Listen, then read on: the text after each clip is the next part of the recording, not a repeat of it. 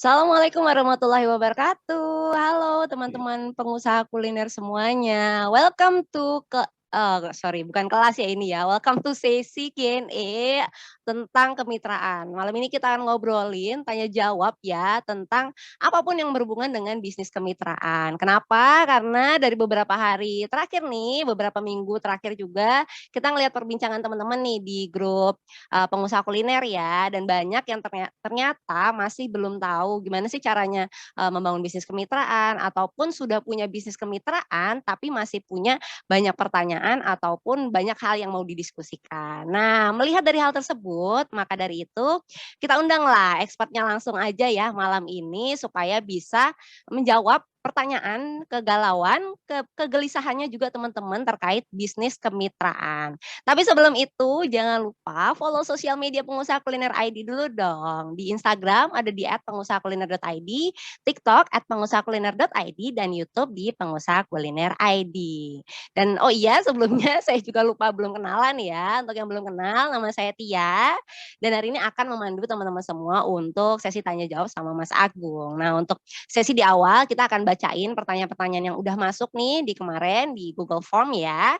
Dan setelah itu jika masih ada yang mau bertanya, bisa ada sesi on cam nih teman-teman yang jadi bisa tanya langsung ke Mas Agung Haryadi. Oke, tak perlu berlama-lama lagi nih, langsung aja kita panggil Mas Agung. Apakah sudah hadir? Halo Mas Agung. Ya, halo halo, selamat malam, assalamualaikum ya. Semoga teman-teman dalam keadaan sehat walafiat semuanya. Amin. Nih, oke. Ini teman-teman dari mana aja boleh tahu dong, dia tulis di kolom chat ya. Ada yang open cam nih, ada Mas Opik, ada Mbak Ilas ya. Halo semuanya. Oke, Mas Agung, gini nih, melihat dari grup chat kemarin ya Mas Agung, banyak teman-teman yang masih bingung tentang bisnis kemitraan. Mungkin dari Mas Agung sendiri kira-kira ada wejangan nggak sih untuk teman-teman Wih, yang jangan. kira-kira sebelum kita mulai nih gitu, kira-kira Oke, ada apa ya, wejangan atau nasihat ya dari Mas Agung sendiri untuk, para pelaku bisnis kemitraan yang saat ini masih, suka banyak galau, masih suka bingung dengan bisnisnya. oke. Mungkin pertama saya ucapin terima kasih buat teman-teman yang udah hadir ya. Saya rasa yang teman-teman yang hari ini ikutan kelas adalah pengusaha-pengusaha yang insya Allah ya kedepannya bisa sukses ya. Kenapa? Karena investasi waktu nih ya, belajar tengah malam ya, ikutan Zoom, yang lain mungkin jalan-jalan gitu ya, kemana gitu. Tapi teman-teman milih untuk habisin waktu untuk belajar. Oke, jadi saya harap sih teman-teman bisa dapat manfaat yang oke, yang maksimal dari sesi Zoom hari ini. Jadi dapat ilmu lah gitu ya, saya harapkan gitu. Jadi setelah sesi ini selesai, nanti teman-teman dapat ilmu yang bisa dipraktekin di bisnis masing-masing. Oke, pertanyaannya Mbak Tia tadi terkait kemitraan, wejangan, wejangan. Mungkin gini ya, kemitraan itu mungkin kalau dilihat, mungkin udah banyak juga yang tahu kemitraan itu sebenarnya satu dari sekian metode scale up yang biasa digunakan oleh bisnis, terutama bisnis-bisnis kuliner ya pada umumnya. Emang apa aja cara scale up gitu? Banyak. Yang pertama yaitu kemitraan atau franchise kan, kalau legalitasnya udah bener, artinya udah dapat izin STPW tuh minimal 5 tahun, berprofit, hakir dan segala macam, dapat izin STPW, jadilah franchise. Tapi kalau belum dapat izin STPW, jadilah kemitraan gitu. Terus ada cara apa lagi buat kita bisa scale up? Ada tiga lagi lah kurang lebih.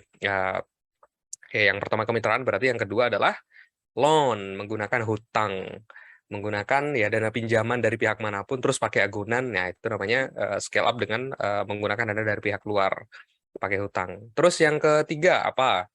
Yang ketiga adalah investasi, mengundang investor untuk masuk di bisnis kita, nginjek dana, terus kita kasih investor tersebut kepemilikan dari sebuah bisnis ya, shares gitu ya, berapapun nilainya, 10%, 20%, 30% gitu ya.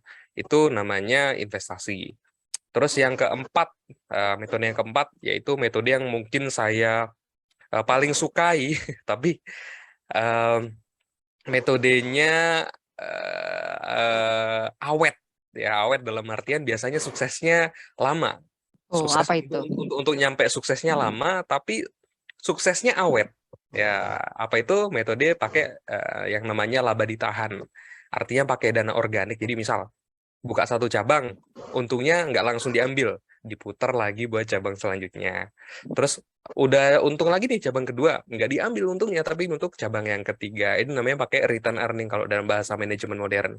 Jadi kurang lebih ada 4 itu ya metode secara umum yang bisa kita gunakan untuk scale up dengan scale up bisnis kuliner kita. Nah, menurut teman-teman nih, dari keempat metode yang saya sebutin ya, pertama pakai kemitraan, hutang, investasi, atau laba ditahan. Mana metode paling buruk yang bisa kita gunakan untuk scale up? Nah, teman-teman mungkin udah bisa nebak lah mana yang paling buruk untuk kita gunakan. Nah, tapi boleh tulis di kolom chat jawabannya. Mana nih metode paling buruk yang teman-teman mungkin hindari juga gitu untuk nge-scale up bisnis kulinernya nanti. Oke, mungkin itu kali ya. Jadi sebelum kita mulai Q&A, saya nanya duluan. Mungkin nanti setelah ini saya yang jawabin. Pemanasan dulu ya. Ya, ini untuk kita saling berpikir aja. Jadi kita sambil istilahnya bertukar pertanyaan. Nah, gitu mungkin ya.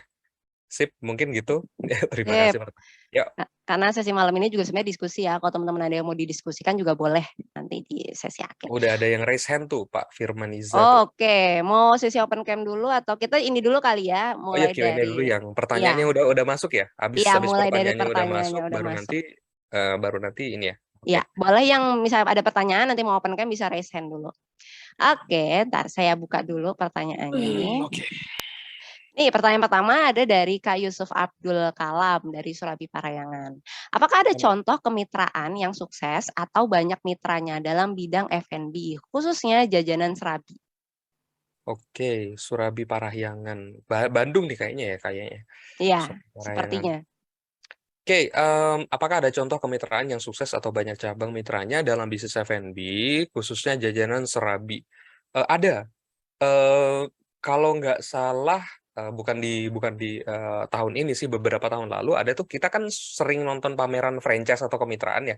Nah, itu ada beberapa brand, ada satu brand Surabi waktu itu yang di IFBC, International Franchise and Business Concept Expo, susah banget namanya, IFBC. Nah, dia ikut pameran, memamerkan bisnis franchise-nya, mencari mitra baru, dan itu ada kok, dan cabangnya waktu itu sih katanya udah beberapa, cuma sekarang saya nggak tahu sisa berapa, maksudnya masih hidup atau tidak, apakah sehat atau tidak, nah saya nggak tahu. Apakah pertanyaan kan apakah ada? Jawabannya ada, dan banyak sih ya, setahu saya. Sesimpel googling aja, peluang bisnis Surabi gitu ya. Pasti banyak tuh yang keluar. Oke. Sama mungkin saya ada beberapa kemarin ada oleh-oleh dari IFBC nih. Ini ada beberapa brand. Jadi IFBC kemarin kan kalau yang di Jabodetabek ada di Tangerang tuh. Kita datang di ICBSD. Ini punyanya Pak Hendy Setiono di BRE Corps, Babaravi Enterprise ya. Ini udah teman-teman bisa kelihatan nggak ya? Ini artis-artisnya. Ya ini intinya kayak brandnya tuh ada Minum, Menanti, Babaravi gitu kan. Nah, kemarin mereka juga hadir di International Franchise and Business Concept Expo. Dan banyak sih yang bisa kita pelajari ya, mulai dari cara mereka memasarkan kemitraan, cara mereka berapa harga jualnya itu kan, berapa harga jual kemitraannya, konsepnya seperti apa. Nah, kita bisa sambil nanya-nanya salesnya. Bagus sih, kira-kira seperti itu. Next pertanyaan, kayaknya masih banyak sih pertanyaannya. Iya, masih banyak. Oke, lanjut ya. Dari Kak Karina dari Hotastic, bagaimana cara membagi persentase dengan investor? Ini masuk nggak nih ke kemitraan nih? Mungkin investor dari kemitraan kali ya. Oke, cara membagi persentase dengan investor. Kalau misal akadnya adalah ini kita bedah dulu ya. Kalau misal akadnya adalah perorangan nih, artinya teman-teman nggak punya badan hukum, nggak punya PT gitu ya. Terus pengen nyari investor, saya sih mungkin sarankan teman-teman gunakan yang namanya akad royalti. Royalti itu apa? Jadi kita kasih persentase berapa persen dari omset untuk investor. Misal contoh, jadi biar gampang pakai contoh aja. Misal untuk setup satu outlet martabak ya. Untuk setup satu outlet martabak butuh 100 juta. Pertanyaannya, buat investor berapa? Sebenarnya patokannya cuma ada 2 aja sih. Satu, Anda mampu menunaikannya. Yang kedua, investor mau menerimanya. Udah itu aja. Kalau misal teman-teman lempar ke investor, misal saya butuh 100 juta Pak. Oh iya, Anda butuh 100 juta. Oke, untuk saya berapa persen keuntungannya? Apakah saya dapat untung 1% dari omset setiap bulan? Contoh ya. Dan investor mau gitu ya. Tapi kalau investor yang nego, wah 1% kekecilan, saya kapan balik modalnya? Gitu ya. Maka naikkan lagi ya nego. Yang namanya juga investor lah. Cara membagi persentase dengan investor tuh satu itu ya, dengan royalti. Jadi berapapun omsetnya kita tawarkan ke investor. Jadi berdasarkan atau berdasarkan jumlah produk yang terjual. Nah itu tuh namanya metode royalti. Yang kedua dengan metode kepemilikan sebuah cabang misal. Misal teman-teman buka satu cabang butuh 100 juta. Nah, untuk investor berapa? Saya sih tidak sarankan investor itu kepemilikannya dalam sebuah cabang lebih dari 50%. Jangan. Kenapa? Karena ketika investor punya ya kepemilikan lebih dari 50%, artinya investor punya power lebih besar dalam mengatur bisnis ketimbang Anda sebagai orang yang paling paham terhadap bisnisnya. Jadi saya sih nggak menyarankan untuk ngasih persentase investor lebih besar ya. Terus bagi hasilnya, saya sih tidak menyarankan per bulan karena masa tiap bulan harus ditutup buku terus bagi-bagi dividen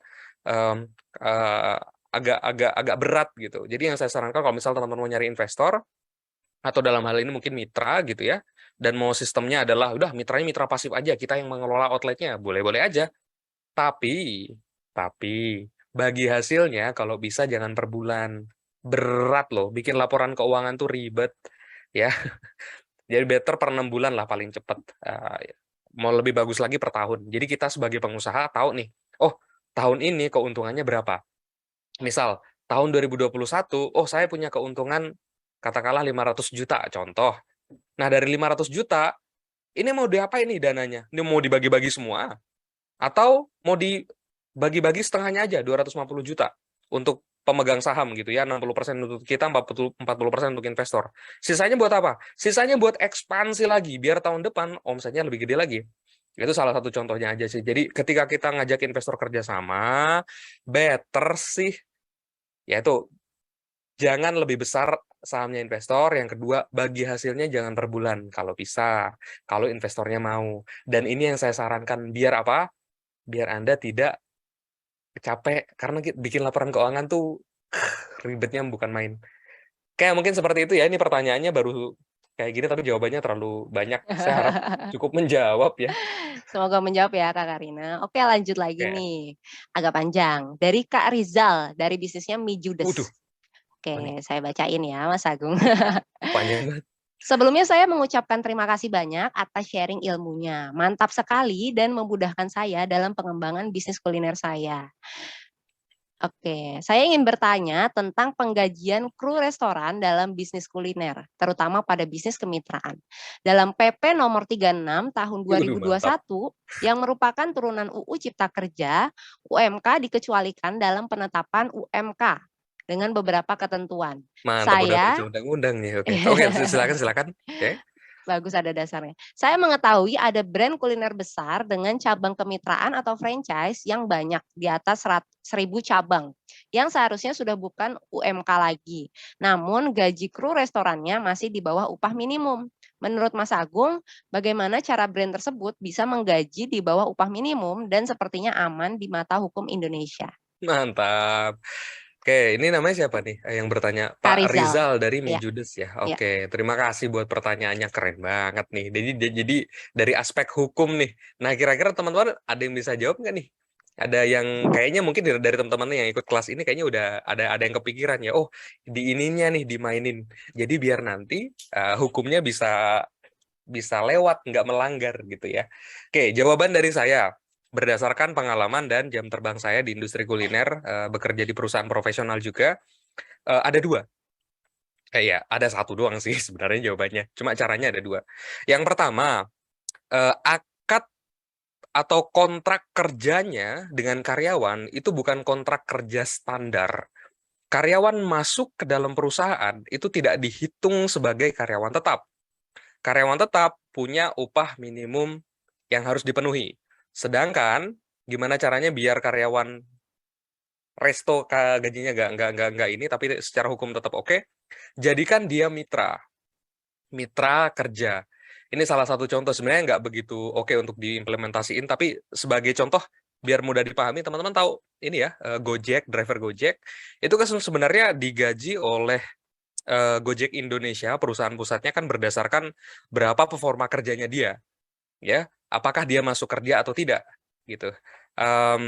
Dan itulah sebenarnya kontrak yang digunakan oleh perusahaan atau restoran-restoran yang skalanya lebih besar agar bisa menggaji, ya dalam tanda kutip, agar bisa menggaji karyawan di bawah UMK dan bisa tetap lolos secara hukum. Yaitu tadi akadnya dibuat seolah-olah seperti karyawan itu adalah rekan kerja. Nangkep ya? Akadnya biasanya pakai ini PKWT ya, perjanjian kerja waktu tertentu, atau yang kedua pakai ya hubungan kerja antara kedua belah pihak. Jadi asasnya kerjasama, gitu ya. Jadi ketika omset naik, ya gajinya ikut naik, tapi ketika omset turun juga gajinya ikut turun. Nah itu salah satu yang membedakan, ya yang membuat kenapa gaji karyawan dengan restoran yang harusnya bisa UMK tapi nggak UMK, yaitu kontrak kerjanya dibuat seperti itu. Dan itu sah di mata hukum. Ya namanya pengusaha pasti selalu nyari celah hukum lah ya. Dan itu legal sampai sekarang, dan belum ada undang-undang yang nge-counter praktek tersebut di Indonesia. Oke. Pertanyaannya berkualitas banget, terima kasih banget buat pertanyaannya dari Pak Rizal. Saya harap jawaban dari saya cukup bisa memberikan gambaran ya. Yang saya tahu sih itu, yang saya tahu.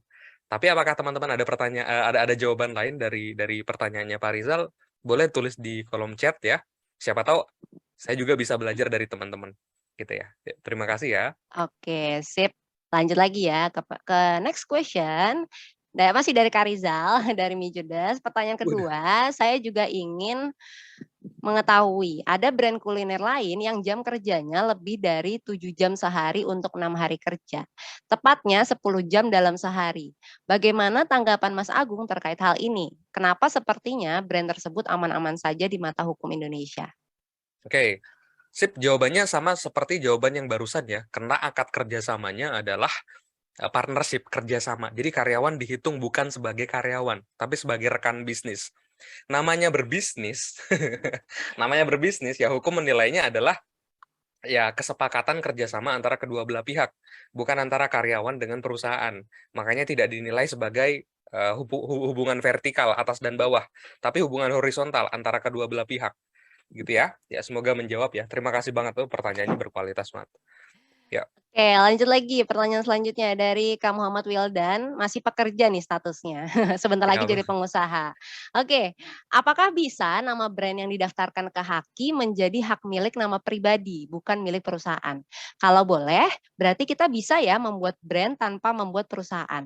Karena secara legalitas, brand tersebut sudah menjadi milik kita pribadi. Terima kasih ya Kak, semoga sukses selalu. Amin. Oke, terima kasih pertanyaannya Pak Wildan. Jawaban dari pertanyaan ini adalah boleh. Jadi syarat untuk mendaftarkan merek kita ke Haki ya adalah ya sebenarnya kita nggak harus punya badan hukum. Ada beberapa dokumen yang harus disiapin ya. Yang pertama namanya udah jelas, punya ciri khas usaha, ada logonya gitu ya, dan bisa dibaca. Ya setelah itu gimana prosedurnya ya, daftar kalau sekarang kan online ya, kalau misalnya kita mau daftarin merek, ikutin aja prosedurnya, pakai OSS, lewat OSS, silahkan, boleh kok perorangan, nggak harus pakai perusahaan. Saya sendiri daftarin martabak Kang Pandan, punya saya sendiri, atau dulu martabak maskulin sebelum diakuisisi sama CRP Group, sebelum saya jual, itu mereknya saya daftarin dulu atas nama pribadi, atas nama saya sendiri. Kenapa ya? Biar aman dulu ya, bahwa merek tersebut adalah milik saya. Nggak harus nunggu punya PT dulu. Karena kalau sebenarnya kalau kita daftarin pakai PT, itu biasanya jauh lebih ribet, persyaratannya banyak gitu ya, yang harus SK direktur lah, apalah segala macam, saya agak nah, tapi kalau kita mau daftarin merek atas nama pribadi, itu malah jatuhnya lebih cepat.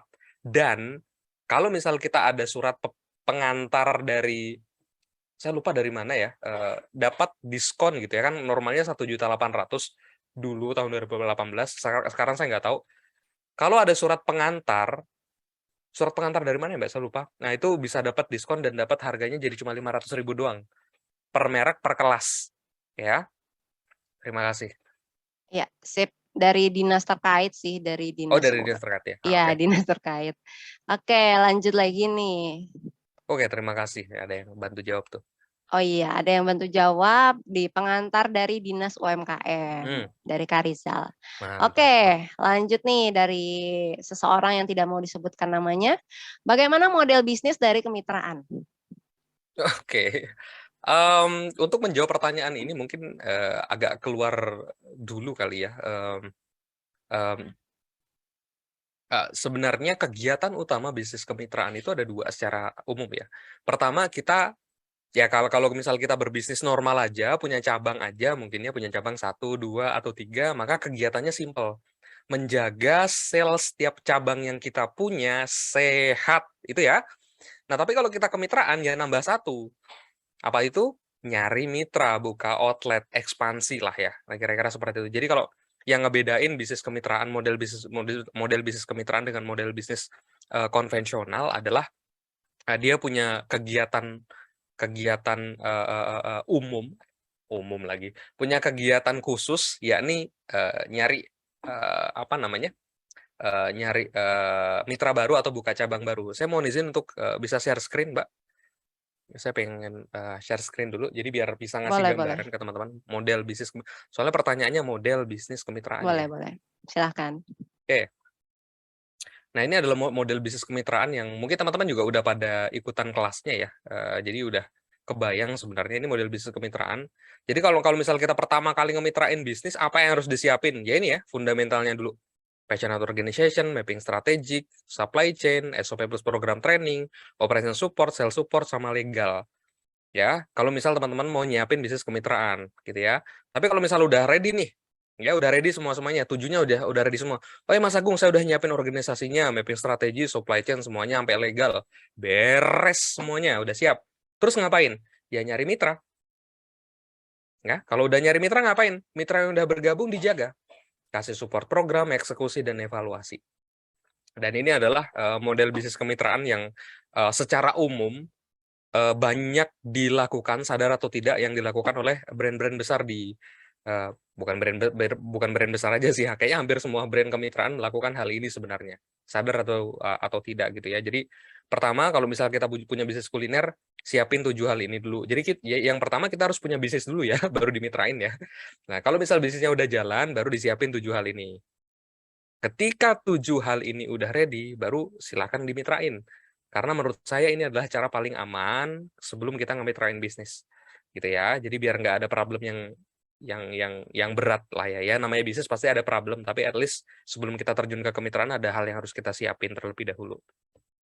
Oke, mungkin seperti itu. Jadi ini model bisnis kemitraan. Kalau misalnya ada pertanyaan terkait ini boleh kita diskusi. Terima kasih. Ya. Oke, sip. Lanjut sebentar. Lanjut. Ini dari anonim juga, langkah apa yang tepat ketika suatu bisnis kuliner sedang pilot atau cash flow minus? Membuka kemitraan dengan konsep dan bahan seadanya atau mencari investor untuk menyuntik bisnis tersebut? Dan jika semisal kita menemukan investor, apakah kita cantumkan cash flow kita yang sebenarnya? Oke, pertama pertanyaannya banyak banget lah. Kayaknya ada yang kontradiktif nih, cash flow minus. Kalau cash flow minus artinya nggak punya working capital, artinya nggak punya uang sama sekali. Udah minus artinya ya udah nggak ada yang bisa dilakukan, uangnya nggak ada sama sekali. Terus kalau bisnisnya nggak ada uang sama sekali, apa yang dilakukan? Ya ada dua, tutup atau tambah dana. Itu dulu ya. Jadi kalau cash flow minus, profit itu boleh minus. Cash flow nggak boleh. Makanya startup itu masih boleh masih dinilai layak di mata investor meskipun rugi di tahun pertamanya ya. Pertama, kedua, rugi nggak apa-apa. Profit boleh minus, cash flow jangan. Kalau misal di sini kasusnya cash flow-nya minus, harusnya bisnisnya udah bangkrut ya. Nah, kayaknya sih yang dimaksud di sini adalah profit kali ya. Jadi bisnisnya sebenarnya masih bisa jalan, cuma dananya tinggal dikit nih, gitu ya. Nah, opsinya di sini dia menanyakan kemitraan, either membuka kemitraan dengan konsep dan bahan seadanya, atau mencari investor untuk menyuntik bisnis tersebut. Jawabannya nggak keduanya.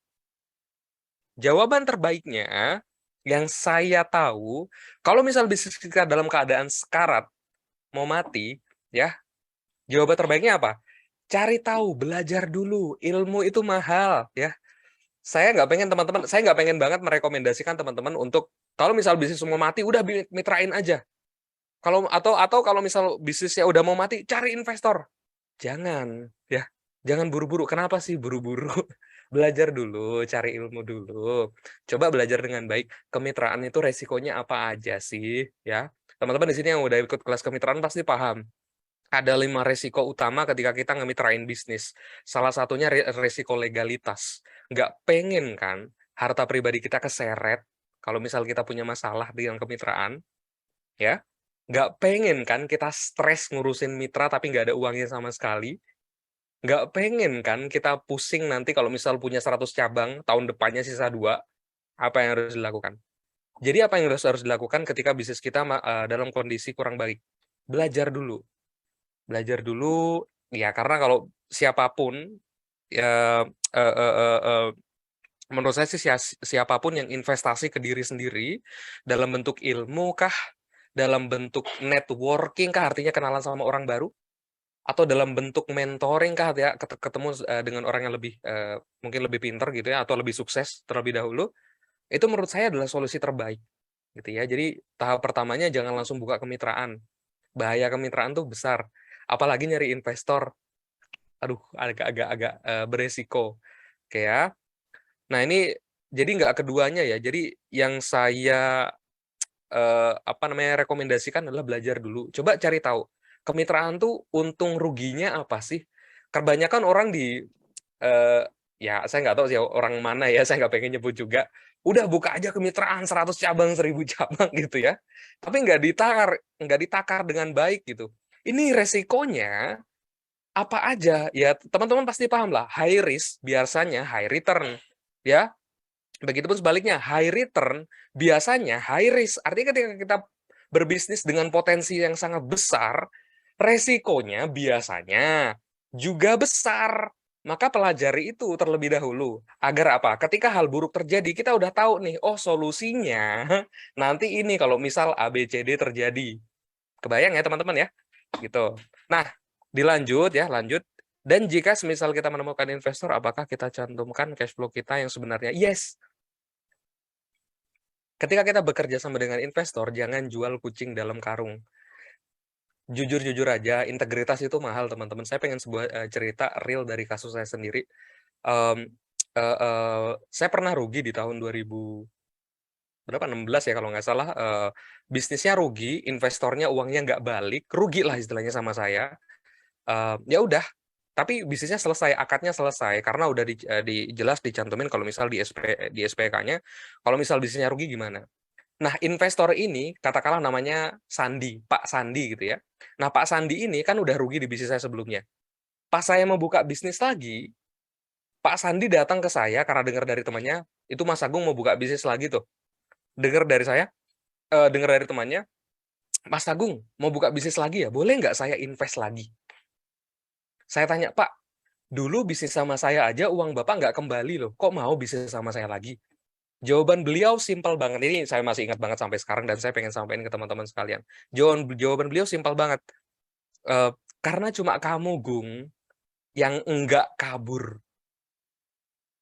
Jadi ternyata Pak Sandi ini adalah angel investor yang suka invest di banyak perusahaan, invest di banyak orang gitu ya.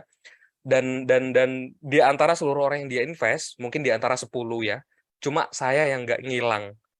Dan itu menurut saya adalah modal terbaik Anda sebagai pengusaha. Trust, kejujuran, keterbukaan atau transparansi. Itu ya. Jadi sebelum kita ngundang investor masuk, ada baiknya kita sampaikan dengan jelas, dengan gamblang dulu. Pak, Bu, ini bisnis kita seperti ini loh, cash flow-nya ini. Kita lagi ada utang misal. Tapi meskipun ini ada utang, kita sampaikan. Nanti kira-kira potensinya sebenarnya sangat besar sekali karena produknya bagus. Ini loh produknya, gitu ya. Jadi investor juga tahu, oh potensinya bagus, tapi punya hutang. Nah, nanti investor akan memutuskan, oh saya mau invest berapa ya? Saya beraninya invest di angka berapa ya? Gitu. Dan ketika kita berbisnis dengan lebih jujur, teman-teman, saya yakin sih ya, keberkahan jadi lebih lebih mengalir gitu ya, hati kita jadi lebih tenang gitu ya.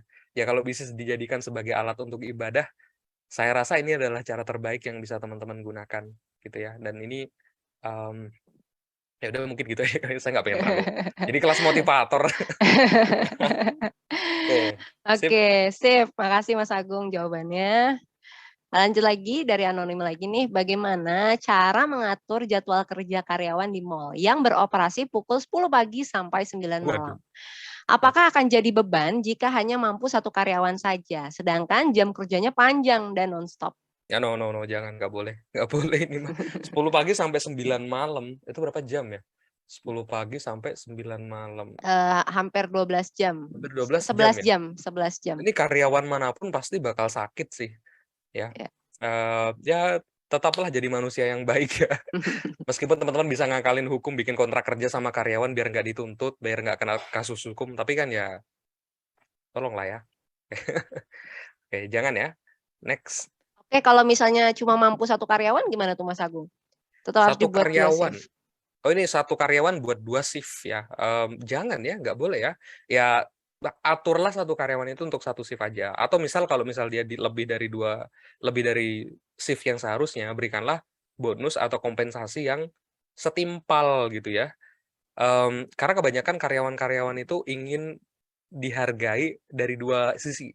Pertama dari sisi finansial, udah jelas pasti pengen gaji lebih tinggi.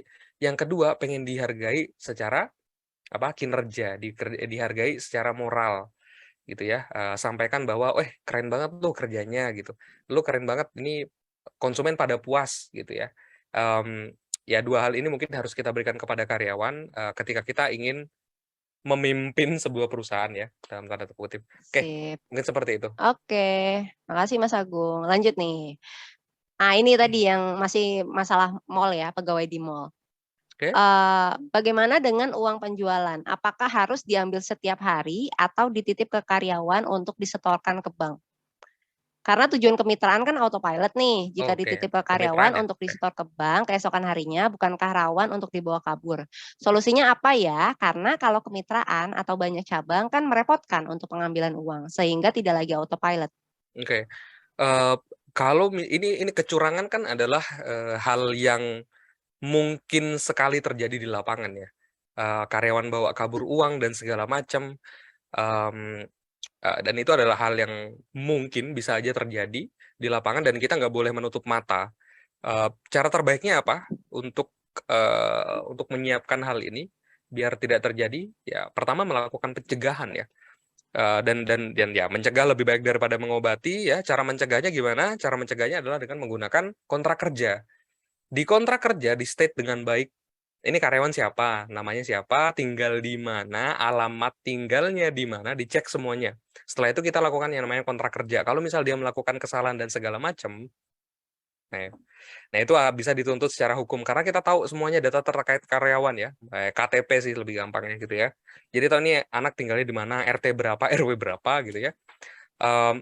Itu sih, kebanyakan pengusaha kuliner, terutama yang mungkin masih, menganggap bahwa kontrak kerja itu nggak penting ya, eee eee, karyawannya tuh berdasarkan asas kepercayaan aja. Dan baru kenal. Kalau misal bawa dari kampung, terus misal kerja di Posat gitu ya, kayaknya sih nggak apa-apa gitu, karena ya ini karyawan mau kabur ke mana, susah gitu ya.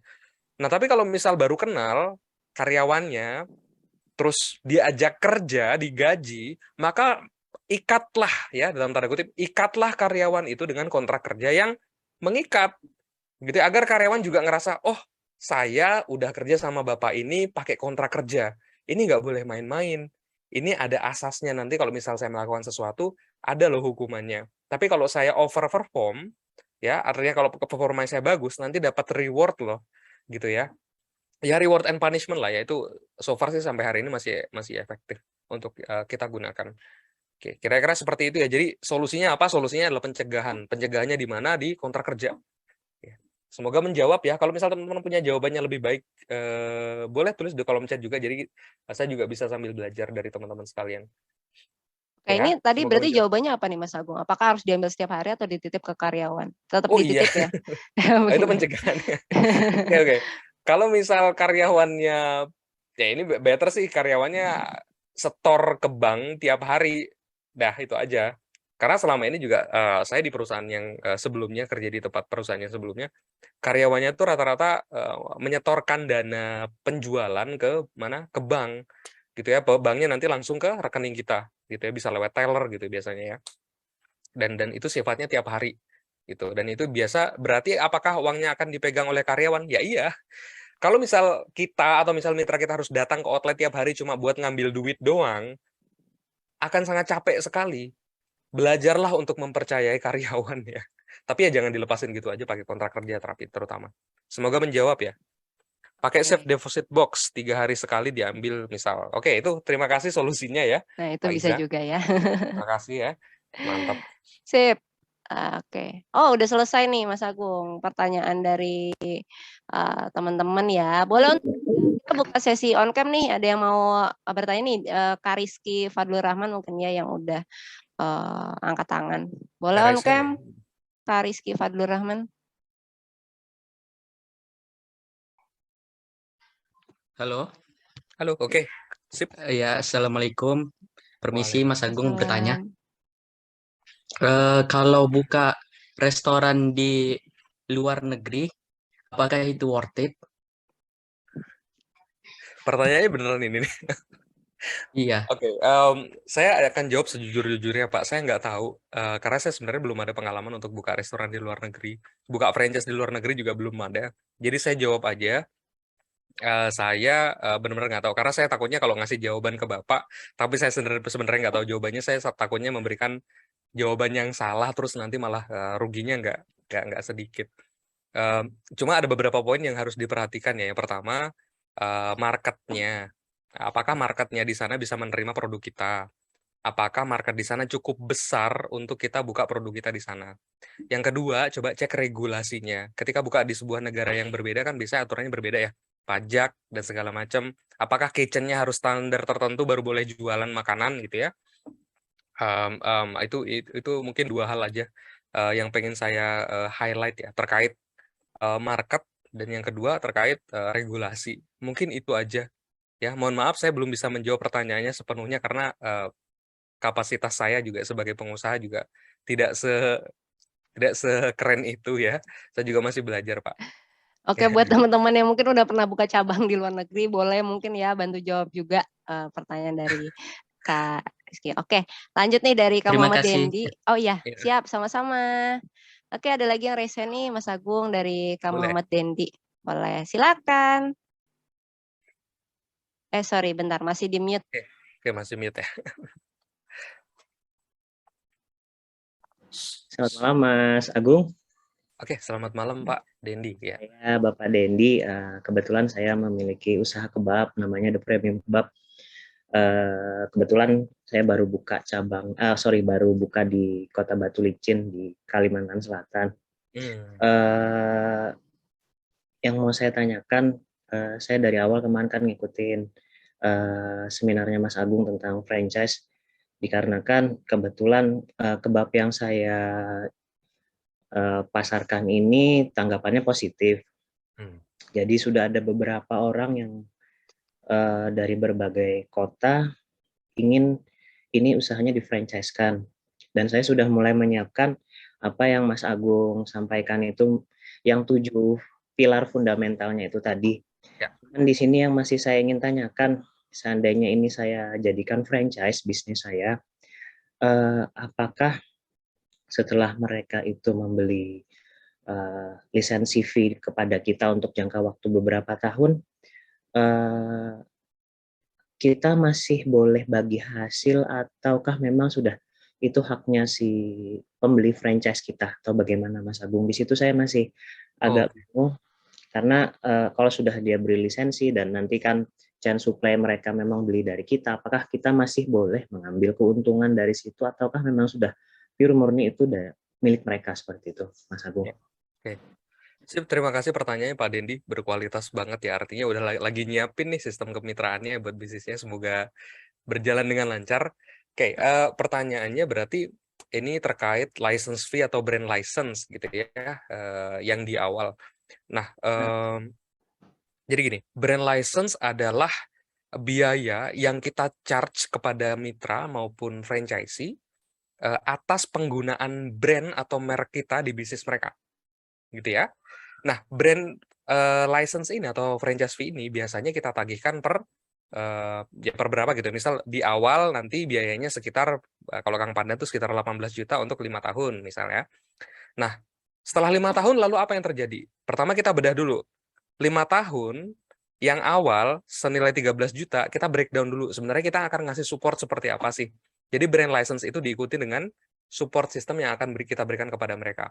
Baik itu dari bahan baku, support penjualan, support operasional. Jadi selama 5 tahun, mereka udah bayar brand license, kita akan memberikan support dalam bentuk apapun itu ya, selama 5 tahun ke depan. Selanjutnya, kalau misal dalam waktu 5 tahun itu selesai, lalu apa yang harus dilakukan? Ya berarti kontraknya udah selesai, brand license-nya, maka yang biasanya sih normalnya perpanjangan. Perpanjangannya berapa? Biasanya sih nominalnya tidak full ya. Nggak full kayak awal. Kalau misal awalnya 13 juta untuk 5 tahun, kalau Kang Pandan sih yang selanjutnya, 5 tahun selanjutnya itu sekitar 3 juta lagi. 3 juta per 5 tahun selanjutnya lagi. Gitu ya. Nah, tapi gimana kalau misal kasusnya mitranya nggak jadi? Nggak mau ngambil brand kita lagi, nggak mau bayar brand license gitu ya.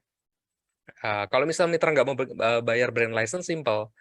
Tarik seluruh hal yang berkaitan dengan brand kita. Mau itu neon box, mau itu packaging, mau itu apapun.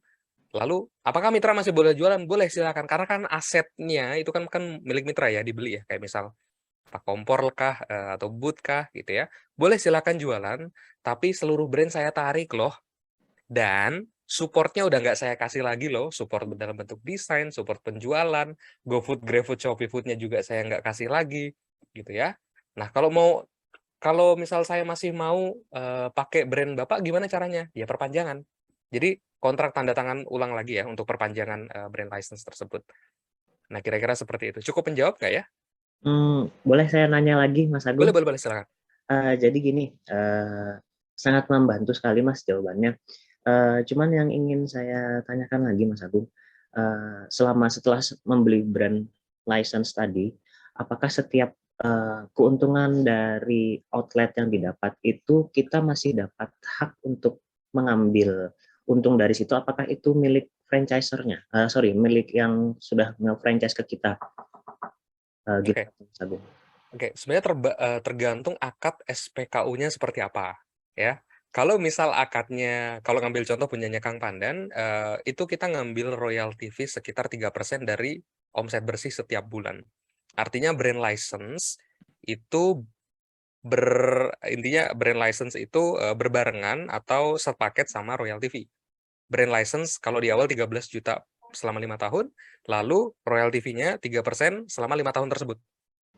Jadi kita tagihkan. Nah, kalau misal udah expired, udah selesai gimana?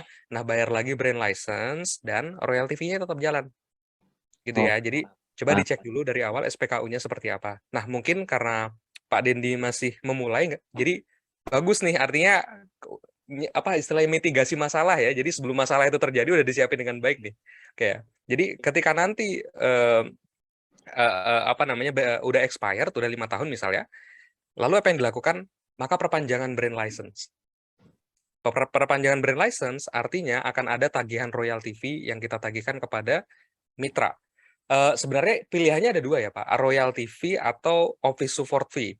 Atau dua-duanya mau ditagihkan juga boleh-boleh aja kalau misal profitnya bagus. Gitu ya. Kalau royalty fee kan sifatnya persentase, 2% atau 3% dari omset ya. Kalau office support fee sifatnya fix, 200.000 per bulan atau 300.000 per bulan, nggak peduli omsetnya mitra ya pokoknya segitu tagihannya, itu office support fee. Jadi mau salah satu yang ditagihkan atau dua-duanya mau ditagihkan, silakan aja, boleh-boleh aja. Yang penting profitabilitas mitra Bapak masih bagus. Dah, patokannya itu. Karena kalau mitranya jelek, profitnya kan nanti ya malah berat ya buat bisnis gitu ya. Oke, semoga menjawab. Boleh silakan Pak, masih ada pertanyaan nih kayaknya. Satu lagi. Boleh banget, silakan. Yang bikin saya ini menentukan kira-kira berapa sih harga yang cocok untuk brand saya itu dari mana menentukannya Mas Agung? Karena ya, jadi ibaratnya kira-kira untuk brand ini sekian sesuai nih, tapi kalau misalnya segini nanti orang kira kemahalan atau gimana. Itu apakah dari kita nanti, maksudnya para franchiser ini melihat seberapa profit usaha kita atau seperti apa, Mas Agung? Dan itu saya masih kebingungan menentukan berapa sih saya harus menentukan Besaran brand license-nya. Iya.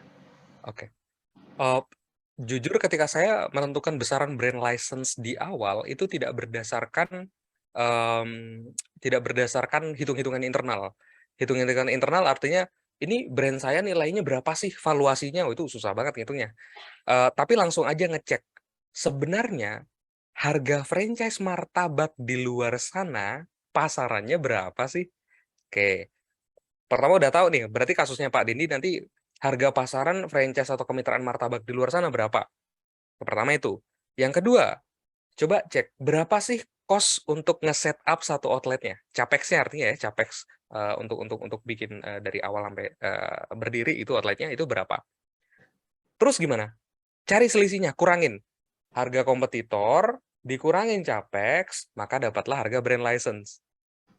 Nah, itu dia. Untuk mengetahui sebenarnya berapa harga brand license yang layak gitu ya. Jadi kalau dalam istilah marketing ini namanya competitor based pricing. Artinya harga yang kita tetapkan berdasarkan harga pasaran yang ditetapin sama kompetitor-kompetitor. Jadi biar kita juga bisa ngejual franchise. Karena kalau kita jualan franchise terlalu mahal kan ya siapa yang mau beli gitu ya. Nah, kira-kira seperti itu. 5 orang pertama yang Mas Agung pernah bilang di seminar lalu itu penentunya gitu ya. Ya, nah itu dia. Oke, sip. Ada lagi boleh Pak, silakan. Sudah cukup Mas Agung, terima kasih Oh. banyak sudah sangat membantu saya dalam ini men-setup untuk franchise nantinya. Mohon doa Mas Agung. Ya, semoga sukses ya, Pak Dendi. Semoga sukses, Mas Dendi. Ya. Oke, kita lanjut lagi nih. Banyak yang bertanya di kolom chat, Mas Agung. Tapi sebelum itu, aku mau sebutin juga tadi yang bertanya soal bisnis serabi ya. Ternyata banyak yang bantuin di kolom chat ya untuk serabi-serabi yang terkenal. Ada dari Kak Rizky and Hai Surabi, terus Serabi Noto Suman dari Kak Lazuardi, terus ada juga Surabi Setiabudi terkenal juga di Bandung dari Kak Raffi. Itu mungkin tadi ya yang bertanya tentang Surabi. Oke, lanjut ya. Kita ke pertanyaan yang di kolom chat. Nih ada banyak. Dari Kak Tias Anissa. Kak, kalau pembagian laba antara franchiser dan franchisee idealnya berapa, Kak? Dan sistem pembagiannya gimana? Ini berarti mungkin sistemnya autopilot ya? Oke. Pertama, kalau misal sistemnya non autopilot, artinya dikelola oleh mitra, idealnya sih seluruh profit untuk mitra. Biasanya seperti itu. Lalu kita ngambil keuntungannya dari mana? Ya dari 3 sisi lah kurang lebih. Pertama, dari bahan baku yang kita jual kepada mitra. Yang kedua, dari royalty fee yang kita tagihkan tiap bulan. Yang keempat, ya mungkin dari office support fee yang kita tagihkan atau dari support berbayar juga, gitu ya. Itu kalau misal outletnya dikelola oleh mitra. 100% keuntungan untuk mitra. Ya, itu sih idealnya ya. Tapi kalau misal mitranya pasif, yang mengelola outletnya adalah kita. Jadi mitranya cuma invest aja, nanti bagi hasil 60-50 misal. 60-40. Jadi misal kita 60%, mitra 40%. Boleh-boleh aja. Ya, atau mau misal kayak misal sistemnya house. House tuh ketika awal ekspansi dulu kan langsung pakai sistem kemitraan. Dan ketika ekspansi mereka menawarkan untuk mitranya yang bergabung tuh pasif. Mitra pasif artinya 50-50.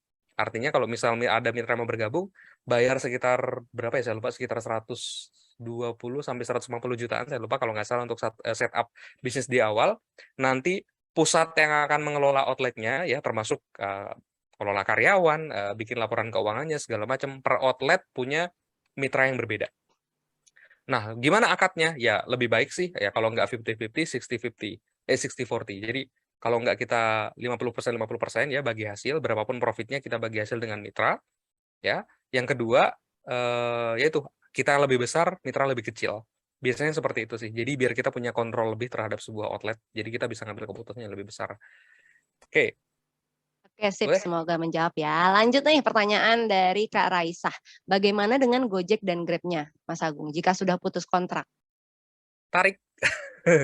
Kalau misal putus kontrak dengan mitra, kan saya bilang ya di awal, kalau misal mitranya putus, ya nggak mau lagi bekerja sama dengan kita, apapun alasannya ya, maka tarik seluruh hal yang ada kaitannya sama brand kita. Tarik, ambil. Mau itu neon box ya, entah itu stikernya doang gitu ya, neon box, seragam karyawan, packaging, termasuk GoFood, GrabFood, Shopee Food-nya, online food-nya juga kita tarik. Artinya nggak boleh jualan pakai merek saya. Silahkan jualan, boleh silahkan jualan, tapi merek saya tarik ya. Gitu. Termasuk ya akun aktivasinya itu. Gitu. Makanya kalau Bapak pengen untung, pengen simple, ayo kerja sama saya. Gitu ya. Pengennya seperti itu ya. Jadi nanti saya kasih support, saya bantu secara penjualan. Nah, ayo ayo berbisnis bareng sama brand saya.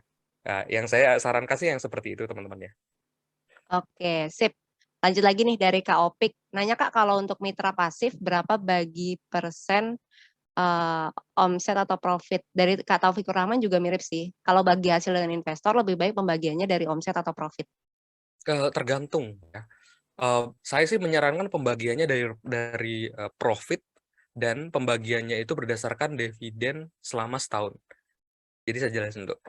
Kalau misal teman-teman ngundang investor, kan ada beberapa pilihan ya untuk sistem bagi hasilnya, mau dari profit atau dari omset. Kalau dari profit artinya dari laporan keuangan, berapapun penjualan dikurangin sama beban, itulah profitnya. Nah, nanti dibagi dari situ, itu gitu ya. Yang kedua, dari omset. Pokoknya nggak tahu profit atau tidak, bodo amat, investor nggak tahu. Pokoknya investor dapat berapa persen dari omset. Nah, itu ada juga yang prakteknya seperti itu. Yang mana yang benar, yang mana yang salah? Dua-duanya benar kok, nggak ada yang salah. Tergantung kita mau ngambilnya yang dari sudut pandang mana. Cuma pahamin dulu plus minusnya dari setiap akad. Pertama, kalau kita ngelihat yang awal ya, pembagian hasil dari profit, biasanya investor lebih tidak menyukai. Kenapa? Karena ada peluang di mana tidak terjadi profit sama sekali dan dia tidak mendapatkan keuntungan. Yang kedua, biasanya kalau kita sistemnya bagi profit, jangan melakukan bagi profit tiap bulan. Kenapa jangan bagi profit tiap bulan? Karena bikin laporan keuangan itu ribet. Masa Anda mau tutup buku tiap bulan, akuntansi itu ribet banget. Kalau misal Anda, ya ini yang benar ya, kalau misal kita mau bagi profit dengan investor, lakukan paling cepat per 6 bulan. Idealnya gimana? Idealnya per tahun, 1 tahun. Jadi per 1 tahun sekali kita baru bagi-bagi dividen. Karena gini, Anda sebagai pebisnis ya, teman-teman sebagai pebisnis, kita perlu yang namanya menyusun strategi. Kalau misal kita punya dana 1M tahun ini nih, kita untung 1M nih. Oke, tahun depan kita mau ngapain? Apakah kita mau bagi-bagi keuntungan ini ya, 1M ini 500 untuk bagi-bagi, setelah itu 500-nya lagi untuk ekspansi, jadi biar keuntungan di tahun selanjutnya bisa lebih gede, atau jangan bagi hasil dulu, pakai seluruh dananya untuk ekspansi. Gitu ya. Kalau misal investor setuju ketika RUPS ya, rapat umum pemegang saham semuanya setuju, lakukan ya. Ya namanya juga kalau seluruh pihak setuju ya. Ya saya yakin sih investor yang secara keuangan teredukasi gitu ya. Dan kebetulan banget pada tahun itu misal bagi hasil, wah ya udah boleh deh kita ekspansi aja. Saya lagi belum butuh lagi belum butuh apa-apa sih. Belum pengen beli mobil baru misalnya. Pakai aja dananya buat kita ekspansi, maka lakukan itu. Nah, itu cara berbisnis yang paling nyaman untuk Anda sebagai pengusaha. Yang saya sarankan yang seperti itu. Tapi ada juga sih, kita nggak bisa menutup mata, ada yang sistemnya adalah bagi hasil dari omset. Dan ini biasanya lebih disukai oleh investor. Kenapa? Pertama, nggak mungkin bisnis nggak ada omsetnya.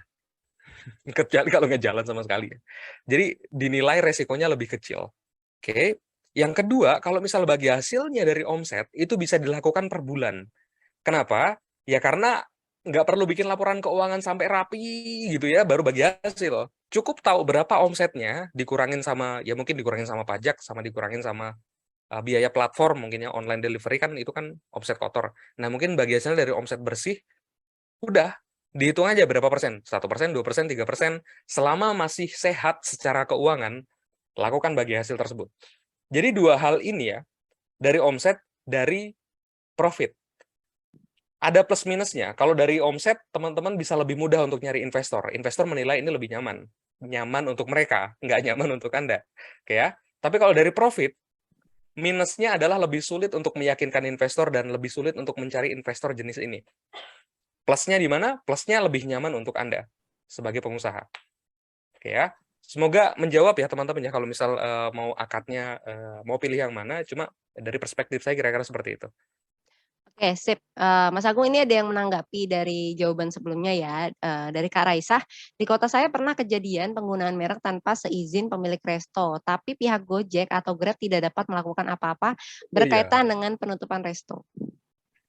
Oke, saya pernah ada kasus juga. Jadi kebetulan seorang teman mereknya itu dicatok sama orang lain. Udah lapor beberapa kali ke pihak Grab. Artinya ada pihak nih, dia namanya katakanlah martabak martabak AA misal ya. Martabak AA. Dia martabak AA nih mereknya nih. Udah legend, udah dari kapan, dan udah ada hakinya. Artinya udah sah secara hukum tuh mereknya udah didaftarin. Tapi tiba-tiba ada yang buka di daerah Cipete, dan ini kasusnya real gitu ya. Ada buka di daerah Cipete, namanya sama persis, logonya doang yang beda ya. Ini gimana terus? Ya dia komplain kepada pihak Grab dan tidak ditanggapi. Lalu apa yang harus dilakukan? Yang harus dilakukan adalah melakukan ya somasi ke pihak Grab-nya dulu. Jadi nggak usah langsung kita yang turun tangan buat ribut-ribut ke cabangnya orang, wasting time banget lah. Kita kan mau nyari uang ya. Bilang aja ke pihak Grab, kasih surat kepada pihak Grab bahwa kita udah secara hukum sah memiliki merek tersebut ya. Dan kita sampaikan kepada pihak GoFood atau GrabFood bahwa jika kita tidak mendapatkan hak kita, artinya kita sudah dirugikan, maka kita akan membawa kasus ini ke level yang lebih lanjut. Biasanya pihak GoFood, GrabFood itu juga sadar akan hal ini, dan kalau udah sikapnya seserius itu, akan langsung ditanggapi. Waktu itu kebukti kok, itu yang di cabang punyanya orang, itu mereknya keganti sendiri. Bukan keganti sendiri, diganti sama pihak GoFood sama GrabFood-nya. Jadi martabak apa gitu ya. Bukan martabak AA lagi, tapi martabak apa, saya lupa namanya. Dan ini real. Artinya ya pertama kita sebagai pengusaha harus, kalau kita mau komplain ya merek kita dipakai sama orang, kita harus tahu dulu secara hukum kita sebenarnya udah sah belum sih memiliki merek tersebut, artinya udah daftarin apa belum ya. Kalau misal udah, lakukan hal tersebut, jadi langsung komplain aja. Soalnya kalau teman-teman harus langsung berhadapan dengan orang tersebut yang oknum gitu ya, pelakunya langsung, yang nge-copy merek teman-teman, ribet, capek emosi. Jadi ya gitulah ya. Semoga menjawab. Ya, sip. Lanjut dari Kak Tias Cipta nih, ada pertanyaan. Yang pertama, cara agar karyawan atau franchise tidak menyebarkan resep, dan juga bagaimana cara agar karyawan atau franchise tidak menjadi kompetitor di kemudian hari. Oke. Pertama, resep dulu. Gimana caranya biar resep kita nggak bocor ke mitra gitu ya. Oke, saya jawabnya dari dua sisi nih. Pertama secara hukum, yang kedua secara praktek bisnis. Oke, pertama, kita bahas secara hukum dulu. Karyawan kita yang ada di gudang, ya terutama, itu kita kontrak dengan baik. Makanya karyawan itu harus dikasih kontrak dengan baik ya. Ada poin-poin di dalam kontraknya karyawan tersebut. Jika Anda sebagai pihak karyawan gitu ya, membocorkan segala sesuatu terkait pihak pertama itu artinya yang memberikan kerja, Anda ya sebagai pengusaha, kalau misal dia membocorkan segala sesuatunya, maka akan ada hukumannya. Hukumannya apa itu tulis di dalam kontrak kerja. Berapapun hukumannya, berapapun nilai nominal rupiahnya gitu ya. Dalam bentuk apapun kasus kebocorannya. Jadi pertama lakukan pencegahan agar resep kita tidak bocor. Terutama karyawan gudang ya, kontrak karyawan gudang harus ditulis dengan baik, detail dan rinci. Ini secara hukum. Sekarang kita bahas lapangan. Gimana caranya biar karyawan gudang itu nggak ngebocorin resep, terutama resep Anda kalau misal Anda punya bisnis franchise ya. Caranya gimana? Caranya adalah dengan melarang mitra untuk datang ke gudang dengan alasan apapun. Karena mitra juga, ya beberapa mitra saya sih udah beberapa kali, Mas Agung boleh nggak saya ngambil bahan baku karena ongkirnya mahal? Nggak boleh Pak. Saya mau ngambil langsung Mas Agung karena Gojeknya mahal, Lalamove-nya mahal. Boleh nggak saya ngambil langsung biar lebih murah? Gitu. Nggak boleh Pak. Laranglah mitra untuk datang ke gudang dengan alasan apapun. Apapun alasannya. Karena kita secara bisnis juga harus, ya meskipun secara hukum kita udah melakukan pencegahan ya, tapi praktek di lapangan juga harus tetap Anda pertegas gitu. Karena ya terutama karyawan-karyawan yang punya kunci, tahu resep Anda, ya jangan sampai bocor. Gitu ya. Jadi dua hal ini, secara hukum dan secara praktek di lapangan. Oke, semoga menjawab. Yang kedua apa tadi pertanyaannya? Supaya tidak diduplikasi, supaya tidak menjadi kompetitor di kemudian hari. Oke, supaya mitra tidak menjadi kompetitor di kemudian hari. Di SPKU itu surat perjanjian kerjasama usaha yang mengikat antara Anda sebagai franchisor dengan mitra Anda yang nanti akan ngebuka brand Anda. Dalam SPKU tersebut itu harus jelas hak dan kewajibannya. Oke. Terus ada pasal yang mengatakan klausul non kompetisi. Tulis di dalamnya bahwa mitra dilarang untuk berkompetisi dalam artian membuka produk atau brand yang nggak mungkin brandnya, membuka produk yang sama dengan brand yang berbeda selama apa? Selama bekerja sama dengan Anda. Jadi kalau misal dia buka martabak Kang Pandan nih, punya saya nih ada mitra buka martabak Kang Pandan gitu ya, maka di dalam SPKU itu ditulis Anda nggak boleh buka martabak, apapun mereknya nggak boleh, gitu ya, karena nanti bisa berkompetisi kita, dan itu harus ditulis dalam SPKU dengan jelas. Masalahnya pengusaha kuliner di Indonesia itu nggak ditulis klausul non kompetisi, akhirnya apa? Saingan sama mitranya sendiri, gitu ya. Dan ini kesalahan yang sering terjadi sih, mungkin tidak disiapkan dengan baik juga ya. Nah kira-kira seperti itu. Jadi solusinya apa ya? Solusinya di SPKU dari awal sebelum kita tanda tangan kontrak dengan mitra, buatlah pasal klausul non kompetisi dalam SPKU Anda. Oke ya, kalau belum ya tambahin sekarang. Jadi biar mitra yang bergabung nanti biar tidak akan menjadi saingan Anda di masa depan. Oke ya. Terima kasih, semoga menjawab. Kuncinya di SPKU ya berarti Mas Agung. Ya. Di surat perjanjian kerjasama usaha. Oke, lanjut nih dari Kak Handi Saputra. Pertanyaannya, kalau franchise kita sedang stuck pembeli, bagaimana tipsnya biar para calon franchisee minat? Oke, stuck pembeli artinya nggak ada mitra yang tertarik untuk beli gitu ya? Yap.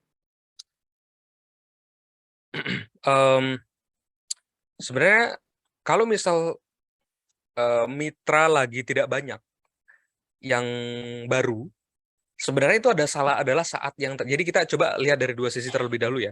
Kalau misal kita tidak ada kegiatan buka-bukaan cabang, sebenarnya kita bisa gunakan saat-saat tersebut untuk menjaga mitra kita yang sudah berjalan. Jadi kan kegiatan bisnis franchise itu ada dua ya secara bisnis model. Pertama nyari mitra dan buka mitra gitu ya, buka cabang baru. Yang kedua menjaga cabang yang udah berjalan. Kalau misal teman-teman lagi nggak ada mitra, nggak ada pembukaan cabang, bisa jadi itu berkah. Kenapa? Teman-teman jadi ada waktu untuk menjaga mitra yang sudah bergabung agar penjualannya sehat. Gitu ya. Karena kalau kita bedah kemarin di kelas kemitraan, bukan salah satu, pendapatan terbesar dari bisnis kemitraan atau franchise, itu pertama dari bahan baku. Yang terbesar kedua dari royalty fee. Yang terbesar ketiga baru dari pembukaan cabang, artinya bukan pembukaan cabang yang dijadikan tujuan utama. Jadi bisnis kemitraan yang baik itu bukan yang seberapa banyak cabang Anda gitu, udah 1000 cabang gitu ya, 1000, 2000 cabang. Bukan itu tolok ukurnya. Jadi kalau misal teman-teman lagi sepi nih, nggak ada pembukaan cabang baru, bisa jadi itu berkah loh, gitu ya. Nah, tapi kalau misal emang dirasa, wah mitra saya emang kurang Mas Agung, saya harus nyari nih mitra-mitra baru gitu ya, maka apa yang harus dilakukan? Teman-teman, kalau teman-teman ingat rumus sales ya, sales itu kan sama dengan S ya, sales sama dengan value lebih besar dari price dikali C itu communications. Artinya teman-teman harus sampaikan value bisnis teman-teman itu tinggi, dikurangin price-nya kecil dikali C-nya gede. Jadi kalau ini agak rumit dijelasin, harus pakai apa nih, papan tulis, itu ada papan tulis sih. Kejauhan tapi ya. Jadi intinya kalau misal teman-teman buatlah, jadi ini gini deh, buatlah konten-konten yang menyampaikan bahwa franchise Anda itu bagus, value-nya besar, ya. Yang kedua, cek apakah harga franchise Anda udah terlalu mahal. Coba lihat kompetitor sekitar. Oke, yang kedua. Yang ketiga, coba cek media communication-nya udah segede apa, ya. Apakah selama ini Anda belum ngiklanin dengan budget yang cukup gitu ya? Kalau saya sendiri sih ya ngiklanin kurang lebih budgetnya 3 juta lah 1 bulan gitu ya untuk Facebook Ads doang. Terus yang keempat, ya itu terkait communication. Selanjutnya, coba ikutin pameran-pameran franchise atau kemitraan, masukin bisnis Anda di situ, cari mitra dan calon mitra di acara seperti itu. Biasanya sih lumayan efektif untuk dapat mitra yang baru, yang lebih luas. Gitu. Tapi ingat, ketika Anda ikut pameran, Anda akan bersaing dengan banyak sekali bisnis franchise dalam satu pameran. Jadi pastiin Anda udah prepare sebelum ikut pameran. Gitu ya, udah siapin produk gitu ya. Jadi mitra yang mau bergabung tuh udah tahu, oh ini produknya Pak, harga jualnya segini. Gitu. Jadi mitra juga udah kebayang, oh saya mampu kayaknya ngejual franchise Anda gitu ya. Jualan franchise Anda gitu. Nah, kira-kira seperti itu. Jadi hal itu mungkin yang bisa disiapin kalau misal mitra Anda nggak bertambah-bertambah gitu ya. Oke, semoga nggak menjawab ya. Semoga saya nggak Oke, terlalu sip. muter-muter. Ya selalu lihat dari sisi positifnya ya. Oke, lanjut Ya. lagi nih Mas Agung. Kalau dari tadi kan dari sisi franchiser ya. Sekarang kita ngelihat dari sisi pembelinya nih, dari Pak Jibril. Dari Pak Jibril Amiruddin. Izin nanya, bagaimana cara menentukan atau memilih franchise yang menguntungkan? Apa saja yang jadi pertimbangan? Oke, oke, berarti Pak Jibril ini adalah pembeli franchise ya. Artinya mitra atau calon mitra. Mungkin sedang tertarik untuk membeli franchise atau Oke. kemitraan. Oke, paling gampang coba cek brandnya. Anda pernah nggak lihat iklannya di media sosial? Atau brandnya udah terkenal atau nggak? Itu salah satu ciri untuk melihat sebenarnya potensi sebuah franchise itu bagus atau tidak. Kalau misal brandnya Anda kenal, itu brandnya terkenal. Oke, yang kedua, coba Anda datengin outletnya mitranya, store-nya. Kalau Anda lihat dan Anda puas, ya artinya secara experience Anda pengen balik lagi, berarti masa depan bisnis franchise-nya lumayan bagus. Gitu ya. Karena kenapa? Karena servisnya bagus. Gitu ya. Karena ya kalau F&B kan kita kan hospitality industry ya, artinya kalau misal kita nggak nyaman di sebuah merek tertentu ya kita nggak akan balik lagi, dan itu adalah lampu merah untuk sebuah bisnis kuliner gitu. Yang ketiga, coba cek support system yang diberikan apa aja dari pusat. Apakah pusat akan memberikan support penjualan atau tidak? Itu penting banget. Karena sebenarnya kita sebagai bukan kita ya, maksudnya biasanya mitra adalah orang yang awam dalam berbisnis kuliner biasanya. Dan mengharapkan support dari pusat, maka support dari pusat itu sangat membantu sekali, gitu ya. Ada 2 supportnya, 1 support penjualan, sales, ya. Yang kedua, support operasional, ya. Apapun bentuk operasional, mau mencarikan karyawan, training karyawan baru, apakah pusat memprovide itu atau tidak? Dan itu akan sangat berpengaruh sekali, gitu. Jadi kurang lebih ya 4 hal ini ya yang harus diperhatikan. Yang pertama, brand-nya udah terkenal apa belum? Apakah Anda kenal dengan brand-nya atau tidak? Yang kedua, datangi langsung store-nya. Rasakan dengan seluruh indera yang Anda punya. Anda mau nggak balik lagi ke toko itu untuk beli lagi, gitu ya? Yang ketiga, coba cek mereka punya sales support nggak? Support penjualan. Yang keempat, mereka punya operational support atau tidak? Itu mungkin yang bisa dilihat dari sekelibet berat gitu ya. Tapi kalau pengen lebih detail, cek aja itu sales per store-nya berapa gitu ya. Tanya aja karyawannya, Mas, ini sehari bisa berapa pembeli gitu ya. Itu kalau mau lebih detail ya, kira-kira seperti itu ya. Semoga menjawab ya. Atau bisa nongkrong di outletnya ya seharian untuk ngecek berapa nih yang beneran beli gitu. Ya, Oke, sip. Lanjut lagi nih, Mas Agung dari Kak Leticia Eolin. Mau tanya, gimana cara untuk menentukan lokasi yang strategis? Yang mana biasanya lokasi strategis sudah ada kompetitor kita. Ya, salah satu indikasi lokasi tersebut bagus adalah ada kompetitor. Saya ini mungkin jawabannya agak kontradiktif ya. Ada beberapa yang setuju, ada yang nggak setuju. Tapi salah satu cara yang saya gunakan untuk ekspansi adalah dengan ngelihat ada kompetitor nggak di situ.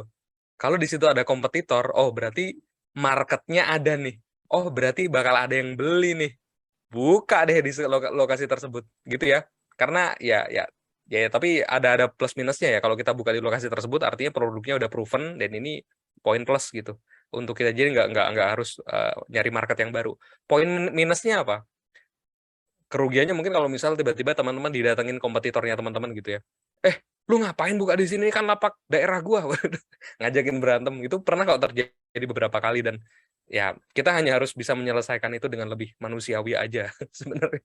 Oke, mungkin itu sih yang pertama ya. Jadi lihat kompetitor di lokasi tersebut.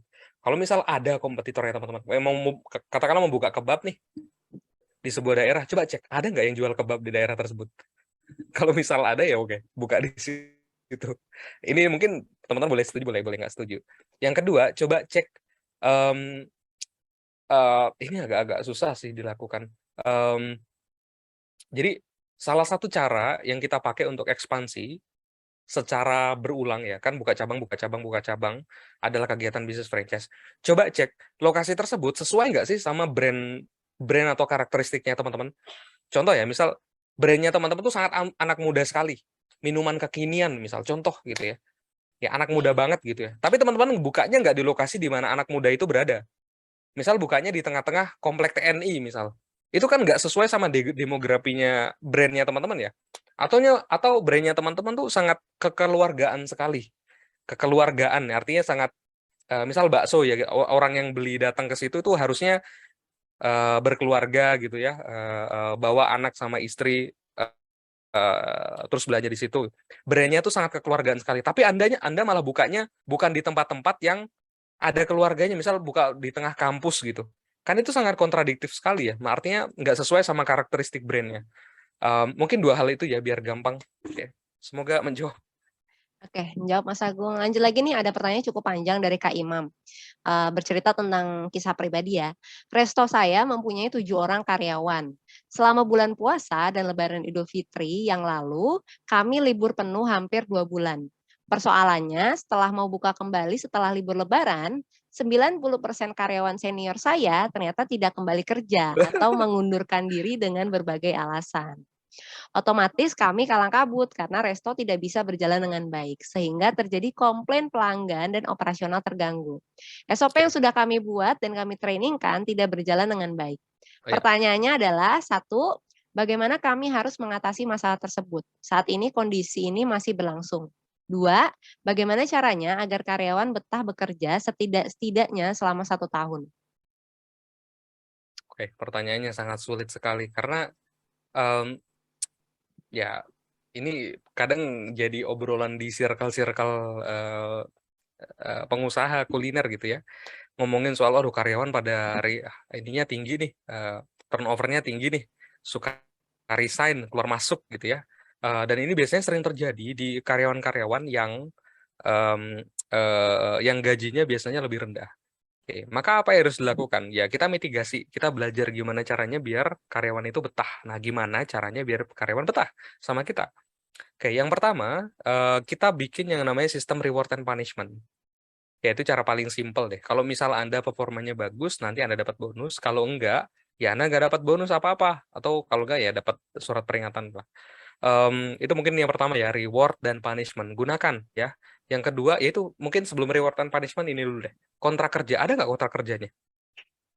7 karyawan, 7-7-nya ada kontrak kerjanya nggak? Kalau nggak ada, kayaknya itu deh yang bikin karyawan ada jadi suka keluar masuk ya. Karena nggak bisa dipungkiri teman-teman, karyawan juga manusia ya, kita butuh kejelasan. Kalau misal kita sendiri tidak ada ya hitam di atas putih yang mengikat secara hukum, ya ngapain saya harus, ya kalau dari kacamata karyawan ya, kalau misal saya aja nggak tanda tangan kontrak, ngapain saya harus bertahan di tempat Anda gitu. Apa jaminannya saya nggak tiba-tiba di-resign-kan kah atau apa gitu ya. Jadi karyawan sendiri mungkin ngerasa nggak aman bekerja di tempat Anda. Nggak secure gitu ya hatinya ketika bekerja di tempat Anda. Mungkin itu ya, pertama tahapnya, biar turnover-nya kecil, coba dikontrak. Gitu ya. Oke, yang kedua, gimana caranya biar karyawan bertahan lebih lama? Pakai sistem probation. Probation kan maksimal 3 bulan. Lakuin 1 bulan aja.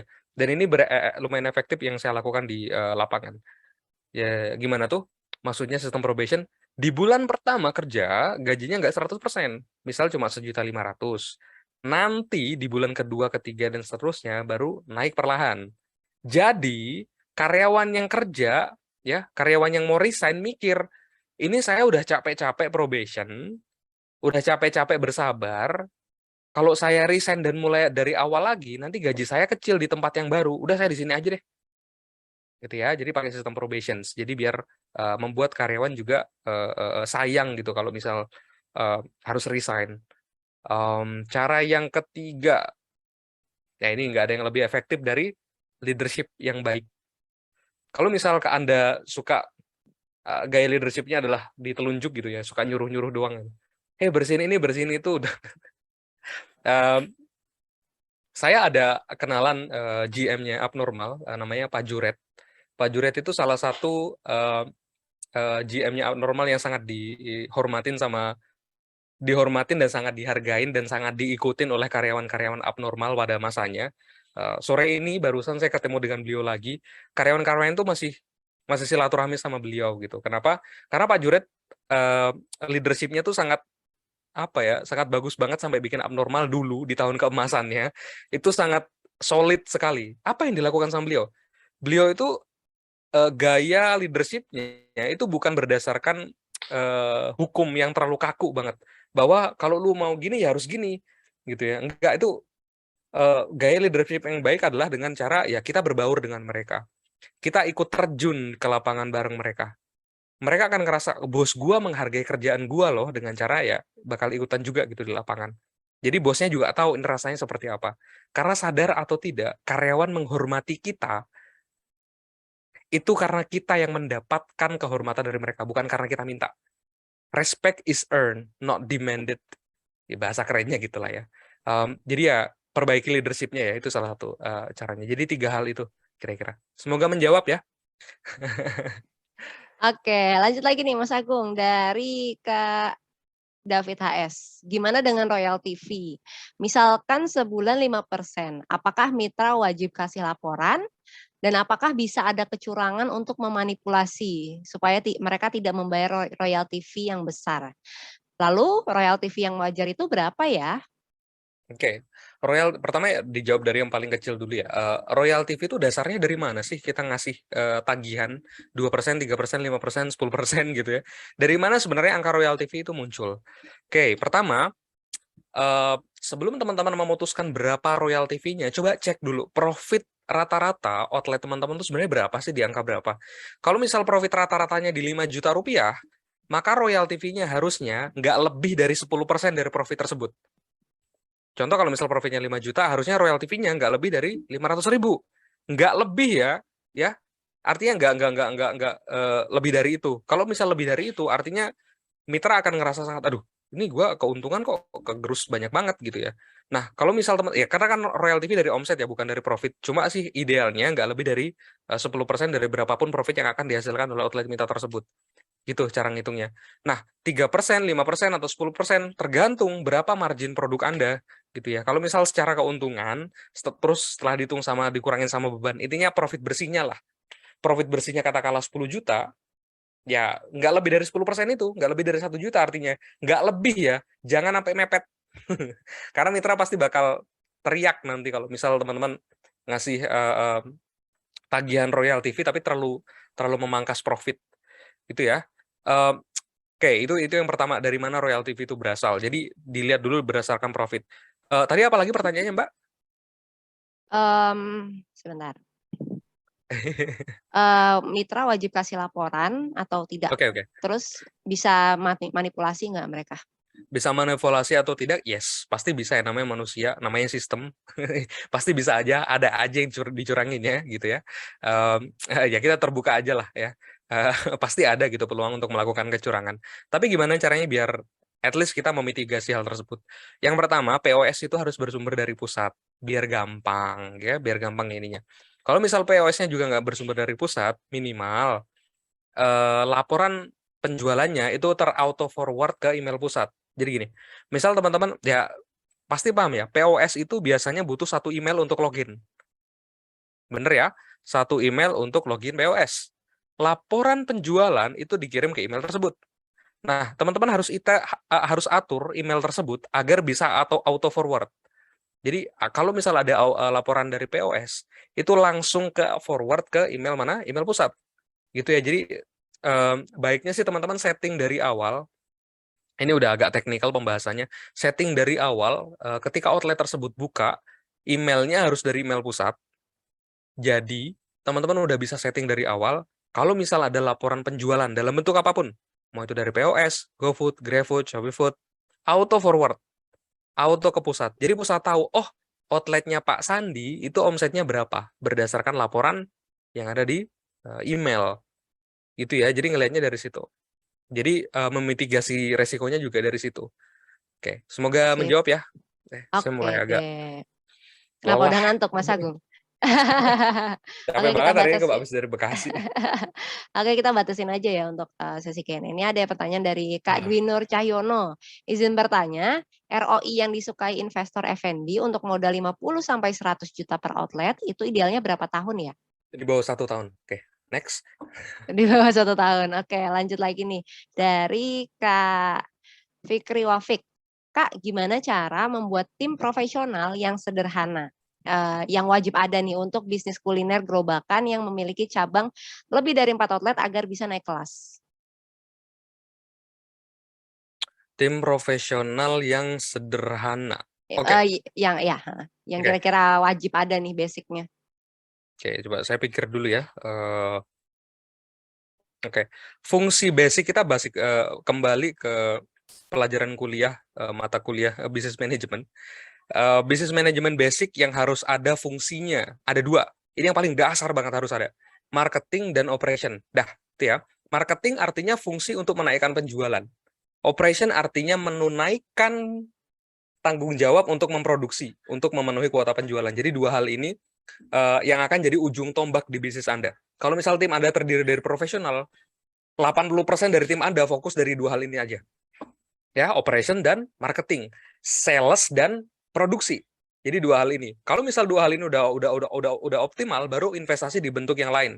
Apa itu? Investasi ke SDM, ya, investasi ke accounting untuk bikin laporan keuangan yang rapi dan segala macam, investasi ke apa lagi, ke supply chain misalnya untuk ya supply chain sih bagian dari produksi ya.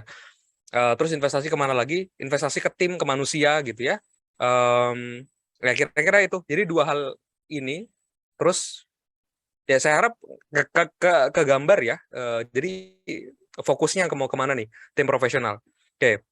Selanjutnya butuh siapa aja berarti untuk masukin kalau misal punya gerobak punya 4 terus nanti mau grow lebih gede lagi. Oke. Pertama, kita balik ke basic yang tadi ada marketing. Marketing berarti kita tentukan dulu ini tugasnya apa. Oke. Job desk-nya, targetnya apa? Apakah sales atau pembukaan cabang atau apa? Gitu ya. Jadi ketika kita merekrut tim, mindset-nya adalah mindset yang baik ya. Ketika kita merekrut tim masuk ke dalam bisnis kita, harusnya gaji yang kita bayarkan kepada tim tersebut itu lebih kecil daripada impact yang dia berikan kepada perusahaan kita. Contoh, kita ngerekrut tim sales digaji sebesar 7 juta rupiah. Mahal banget tuh gajinya 7 juta rupiah. Tapi si sales ini bisa menghasilkan penjualan 30 juta rupiah. Harusnya seperti itu. Ya. Jadi ketika kita masukin tim ke dalam organisasi kita, harusnya gaji yang kita bayarkan itu lebih kecil dari manfaat yang dia berikan kepada perusahaan. Jangan kebalik, ya. Oke, semoga prinsip ini bisa membuat Pak siapa tadi yang bertanya untuk ngambil keputusan ya. Oke, untuk nyusun timnya. Yuk, semoga ya. Oke, sip. Lanjut lagi dari Kak Rifki Ibnu. Malam Kak, mohon izin bertanya, dalam bisnis kuliner di mana kita mulai menjual kemitraan, biasanya kita juga bertahap nih, mulai menguatkan sisi internal seperti tim produksi, gudang, office, dan lain-lain. Nah, adakah formulasi hitungan labor cost yang ideal yang bisa kita yang bisa menyesuaikan dengan level atau kapasitas usaha kita? Oke, labor cost untuk menghitung Jadi kan biasanya level atau kapasitas usaha nggak langsung besar benar. gitu ya, ada yang kecil, Ya. ada yang sedang. Kira-kira ada formulanya nggak untuk menghitung biaya karyawan ya, labor cost? Oke, cost karyawan terbesar kan pasti akan bersumber dari operasional ya. untuk menghitungnya formulanya seperti apa? Sebenarnya gini, nggak ada patokan, menurut saya nggak ada patokan baku dalam sebuah bisnis kemitraan bahwa kos karyawan tuh harus berapa persen. Oke, yang ada adalah ini bisnisnya menghasilkan profit atau enggak. Menurut saya bisnis kemitraan atau bisnis apapun sih, kalau dia menghasilkan profit, ya sebenarnya udah bener. Ya, profit artinya dia bisa menghasilkan keuntungan dan bisa dibagi ke pemegang saham. Sebenarnya itu udah bener karena tujuan bisnis adalah untuk menghasilkan keuntungan. Selama cost itu tidak lebih besar dari pendapatan, saya rasa sih itu masih sangat masuk akal ya. Tinggal gimana caranya kita mengoptimalkan. Oke, tapi emang ada beberapa ini sih, ada beberapa formula-formula kayak misal di McDonald, tapi ini McDonald ya, yang udah anomali, udah besar. Beda sama kita yang masih merintis. Labor cost di McDonald itu berkisar di angka 12% sampai 15% dari omset. Artinya kalau misal omsetnya 1M dalam sebulan, ya cost karyawannya ada di angka 120 juta sampai 150 juta. Terus berapa profit bersih satu tokonya untuk targetnya? Target profit bersihnya di 20% sampai 30% per toko. Jadi profitnya kalau misal omsetnya 1M per bulan, targetnya di 200 sampai 300 juta per bulan profitnya. Ya kira-kira seperti itu. Tapi itu McDonald ya. Artinya mereka udah mencapai level efisiensi terbaik tingkat dunia. Nah, kalau misal teman-teman mau arah ke sana, boleh banget saya anjurkan gitu ya. Artinya cari rumus-rumus tertentu gitu ya, entah main di cost, turunin cost-nya atau naikin penjualannya gitu ya, atau main di bagian promotion gitu ya, atau mau ngulik-ngulik menu gitu ya, mau bikin BCG matrix gitu ya, dog, cash cow, apalagi star sama horse gitu ya, itu di ablok-ablok menunya gitu ya, atau mau main di bagian apa namanya cost, kayak misal harga apa sih, sewa lokasi dan segala macam, silakan atur-atur gitu ya. Cuma kalau misal patokannya dari McDonald seperti itu. Karena kan omset rata-rata per outletnya tuh kayaknya kalau sekarang saya di angka 90 juta sampai 100 juta per hari ya. Kalau untuk McDonald lumayan gede sih itu. Anomali tapi. Oke, next. Oke, next dari KM Rizal Ibnu. Bagaimana menangani mitra yang susah diarahkan? Semuanya semaunya sendiri padahal penjualannya sedang tidak baik. Oke, pertama tertulis nggak tuh di SPKU-nya? Jadi sebenarnya kalau misal kita ada masalah, jadi yang saya sering sampaikan di kelas ya, dalam sebuah kuis, jadi saya tanyakan aja kepada teman-teman, kalau misal kita ada masalah dengan mitra, dokumen apa yang kita gunakan untuk digunakan sebagai rujukan untuk menyelesaikan masalah tersebut? Apa tuh jawabannya? SPKU ya, surat perjanjian kerja sama usaha. Jadi kapanpun ada konflik dengan mitra, masalah dengan mitra, apa yang dilakukan? Balik lagi ke SPKU-nya. Akadnya seperti apa kalau misal mitra melakukan pelanggaran, atau misal kita melakukan pengarahan, dan mitra tidak bisa diajak bekerja sama, apa yang harus dilakukan? Gitu ya. Coba cek-cek poinnya dalam SPKU. Tapi kalau nggak ada poin-poin tersebut, ya saya bisa apa ya? Saya juga nggak bisa bantu jawab. Tapi yang kurang lebih gini, yang bisa teman-teman lakukan ya, mitra kan juga manusia ya, artinya bisa berpikir dengan logis gitu. Kalau misal teman-teman memberikan pengarahan dan didasari dengan data dan angka yang bisa diterima, saya rasa mitra masih bisa menerima hal tersebut. Saya rasa ya.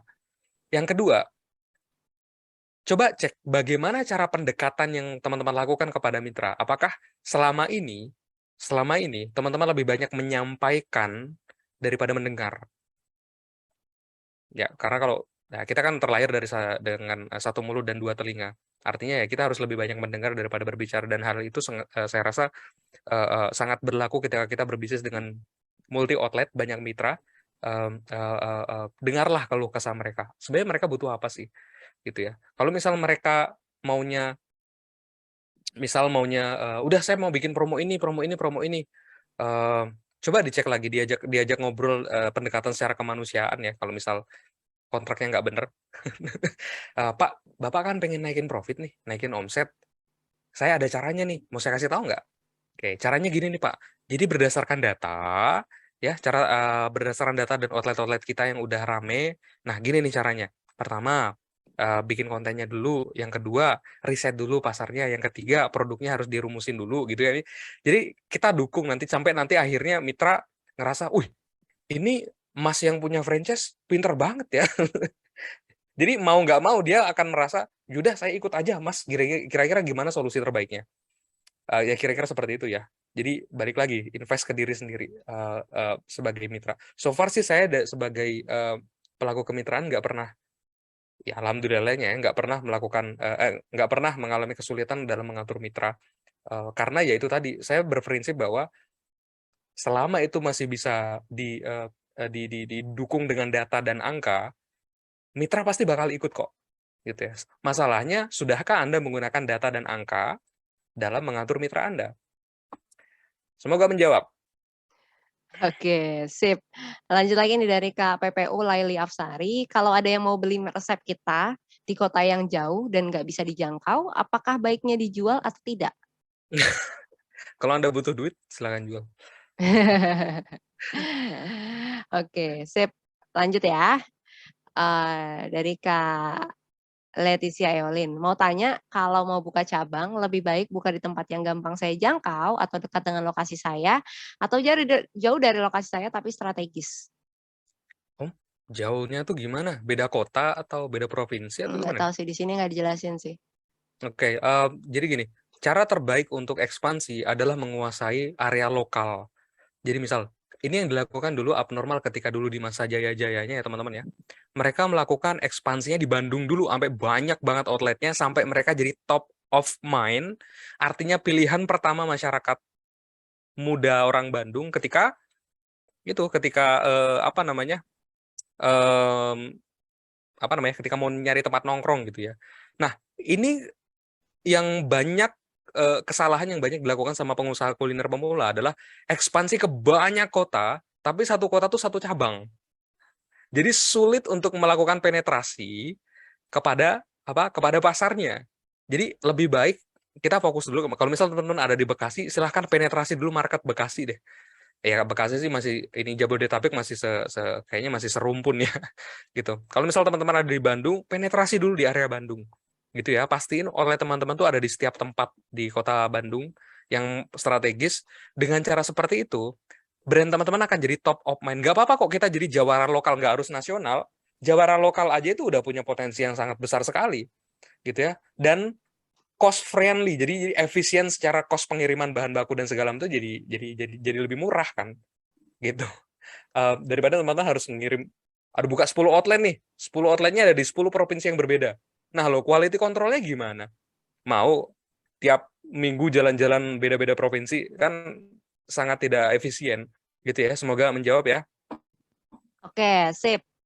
Lanjut lagi dari Kak Jibril, mau tanya, kalau untuk di coaching langsung private sama Mas Agung bisa nggak, dan seperti apa? Bisa ya Mas Agung ya? Boleh untuk teman-teman, bisa ya Mas Agung ya? Ya bisa lah. Bisa untuk teman-teman yang mau konsultasi langsung sama Mas Agung, private itu bisa juga ya langsung hubungin admin di WhatsApp ya di 0813 1717 2813 atau bisa tinggalin nomor WhatsApp-nya Japri ke saya ya, Japri ke host. Nanti biar tim kita yang hubungin kakak-kakak semua di sini. Oke deh. Lanjut lagi nih dari Kak Leticia Yolin lagi. Kak, kalau saya ingin menjadi mitra lebih baik memilih brand yang tidak ada support operasional dan dibebaskan, tidak ada royalty fee atau yang ada SOP ketat tapi ada support operasional. Tergantung. Kalau Anda pinter dalam artian Anda jago dalam mengelola bisnis, silakan ambil brand yang nggak ada supportnya sama sekali. Ya silakan aja, boleh-boleh aja. Misal Anda jago jualan nih, produknya udah dari pusat aja, tapi saya jago jualan. Dah, jadi seluruh keuntungan Anda yang ambil, nggak ada royalty fee dan segala macam. Tapi kalau Anda nggak jago, artinya resikonya besar gitu ya, nggak punya ilmu, ya berbisnislah dengan brand yang punya support yang bagus, SOP yang ketat, SCM yang udah terplanning dengan baik gitu ya. Dan saya rasa itu adalah cara terbaik untuk berbisnis ketika kita belum punya ilmu yang mumpuni. Semoga menjawab. Oke, lanjut Next. dari Kak Wahyu nih. Perizinan yang harus diurus untuk buka resto selain NIB apa saja ya Mas Agung? Waduh banyak. Pertama, coba cek reklamenya itu udah ada izinnya apa belum. Beda jalan itu beda kelas reklamenya. Eh, karena kita kan berbisnis kuliner harus ada sign ya, apapun itu bentuknya. Kayak misal McDonald itu gede banget, tinggi gitu, reklamenya itu bayarnya mahal loh. Dan itu investasi terbaik ya. Kenapa sebenarnya ini pertanyaannya sih, kenapa McDonald kok mau pasang reklamnya gede-gede gitu huruf M sebelum jalan? Sebenarnya ada alasan marketing yang sangat logis yang bisa menjelaskan. Karena em, eh, eh, kan itu tinggi banget ya. Jadi konsumen itu diberi waktu. Jadi misalnya teman-teman lagi naik mobil atau naik motor gitu ya, dan lihat logo McDonald gitu ya di atas, Anda sebagai konsumen itu bisa memutuskan, dikasih waktu. Jadi McDonald ngasih Anda waktu buat mutusin mampir nggak ya? Dan itu berpengaruhnya ke sales gitu, dan itu harganya mahal gitu, dan itu salah satu investasi terbaik sih, dan itu ada izinnya, dan ini beda jenis jalan atau tipe jalan itu beda biayanya. Yang kedua itu biaya reklame ya, yang kedua ya PB1 itu harus diurus ya, yang pajak 10% restoran, kalau sekarang kan jadi 11% kalau nggak salah. Jadi makin tinggi pajak restoran. Itu juga harus diurus. NIB ya, NIB itu biasanya ketika teman-teman bikin PT udah ada jadi NIB-nya, bikin CV pasti jadi NIB-nya. NIB itu apa? Nomor induk berusaha. Artinya teman-teman punya izin usaha gitu ya. Izin usaha untuk sebuah office atau sebuah unit usaha. Tapi ketika buka resto itu ada izinnya lagi beda gitu ya. Yang diurus apa itu? Yang tadi pertama reklame yang itu ya. Yang kedua ya pajak restoran atau pajak tempat makan. Itu juga harus diurus. Ya kalau skalanya gede. Kalau outletnya rame, kalau outletnya sepi sih nggak usah lapor pajak, ngapain? Mungkin 2 itu dulu yang saya bisa ingat sekelibet sekarang, tapi memang ada beberapa yang harus disiapin sih, kurang lebih seperti itu. Semoga menjawab ya. Mungkin bisa cek juga ke OSS ya, Mas. Siapa tadi yang nanya? Mas Jibril ya? Bukan. Mas Wahyu. Mas Wahyu mungkin bisa cek juga ya di OSS, karena sekarang ngurus perizinan juga bisa online. Itu one stop solution lah untuk ngurus perizinan di situ. Nanti bisa langsung dicek kira-kira perizinan apa aja sih yang kita butuhin untuk ngebuka outlet seperti itu. Oke deh, lanjut lagi dari Kak. Nah ini ada yang nambahin dari Kak Dwi Nur Cahyono. Resto biasanya butuh tambahan izin layak dan higienis dari Dinkes. Terima kasih Kak Dwi. Oke, lanjut lagi dari ini ada yang bertanya lagi sih. Ini ada beberapa yang bertanya. Ini sebenarnya udah jawab ya tadi, cuman mungkin banyak yang belum nyimak. Loyalty itu baiknya dihitung dari omset atau keuntungan bersih dan berapa idealnya? Ada beberapa soalnya nih yang nanya lagi Mas Agung. Mungkin bisa dijawab singkat. Okay. Royalty itu ngitungnya biasanya dari omset bersih. Jadi omset setelah dikurangin sama pajak, terus udah dikurangin sama biaya-biaya kayak misal admin GoFood, GrabFood, ShopeeFood kan biasa kita kan mark up harganya ya 20% atau 30% dari harga normal. Nah, omset bersihnya itu kemudian dikalikan dengan royalty fee. Berapa persen? Ya tergantung. Coba cek laporan keuangannya teman-teman ya, 2%, 3% atau 10. Kayaknya nggak nyampe 10% ya royalty fee. Brand sekelas McDonald aja itu royalty fee-nya kayaknya masih di kisaran 3%, 3% kalau nggak salah ya. Abnormal dulu saya lupa tahun berapa pas masih kayaknya sekitar tahun 2017-an itu brand license royalty fee-nya itu di angka 2% kalau nggak salah ya. Dan biasanya sih seperti itu, royalty fee itu ditagihkan tiap bulan dari mana? Dari omset bersih. Jadi udah bersih. Oke, semoga menjawab ya. Oke, lanjut dari Kak Shirley. Malam boleh nanya tentang pajak nggak nih Mas? Apa yang harus dibayar oleh bisnis franchise minuman seperti Chat Time? Pajak apa saja? PPN kah? Lalu dibayar kemana? Terima kasih. Waduh, aduh saya nggak expert banget terkait pajak nih. Tapi kalau saya boleh menjawab beberapa hal, biasanya sih outlet minuman seperti itu ada beberapa pajak yang harus dibayar ya. Pertama, yang jelas PB1 yang pajak restoran itu yang 10% dari berapa? Dari omset. Apakah PB1 ini hanya berlaku untuk restoran? Iya. Enggak nih, ada beberapa juga yang ini.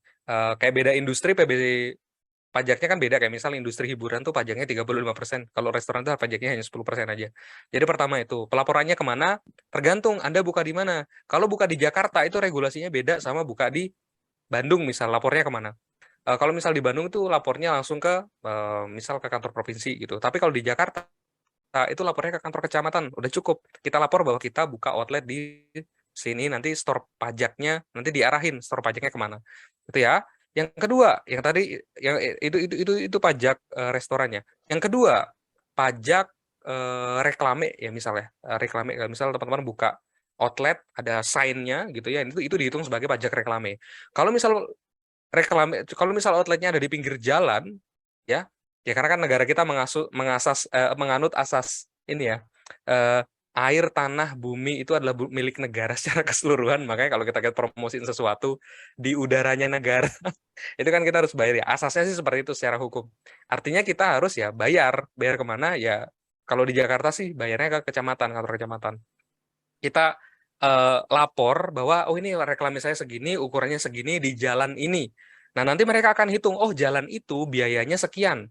Jalan protokol utama biayanya sekian, beda-beda. Ya itu sih. Tapi kalau menurut saya buka dulu aja ya, jalan dulu aja, nanti kalau udah dapat surat cinta baru lapor. Lebih gampang minta maaf daripada minta izin kok. Ya, insya Allah didukung. Semoga menjawab ya. Ya. Oke, sip. Lanjut lagi nih Mas Agung dari Kak Raisa. Saya ada contoh kasus. Sebuah resto terdaftar Haki atas nama si A, membuka banyak cabang di sini. Setelah cari tahu, ternyata si A mendapatkan gaji bulanan dari pengelolaan tiap cabang sebagai manajer. Bentuk kemitraan seperti ini disebut apa? Apakah ini yang disebut kemitraan autopilot? Nggak paham, Cuk, lagi Mbak? Sebuah resto terdaftar Haki atas nama Tia misalnya, lalu membuka banyak cabang. Setelah dicari tahu, ternyata Tia mendapatkan gaji bulanan dari pengelolaan tiap cabang sebagai manajer. Bentuk kemitraan seperti ini disebut apa? Apakah ini disebut autopilot? Tia ini berarti pemilik sebuah brand, tapi Tia dapat gaji dari mengelola brand tersebut. Mengelola banyak cabang brand tersebut. Disebut apa ini? Apakah ini autopilot? Kayaknya emang Tia yang punya bisnisnya ya. Kayaknya dia sekaligus manajer gitu ya. Sekaligus manajer tapi sekaligus owner juga yang punya. Kayaknya ya. Mungkin saya nggak tahu. Iya. Kayaknya sih seperti itu ya. Next.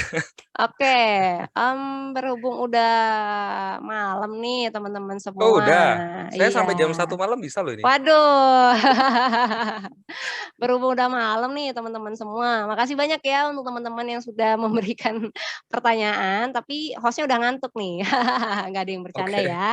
Oke, makasih banyak untuk teman-teman yang udah join malam ini, dan kita juga ada ini sih, ada apa namanya, hadiah buat teman-teman semua yang udah join malam ini.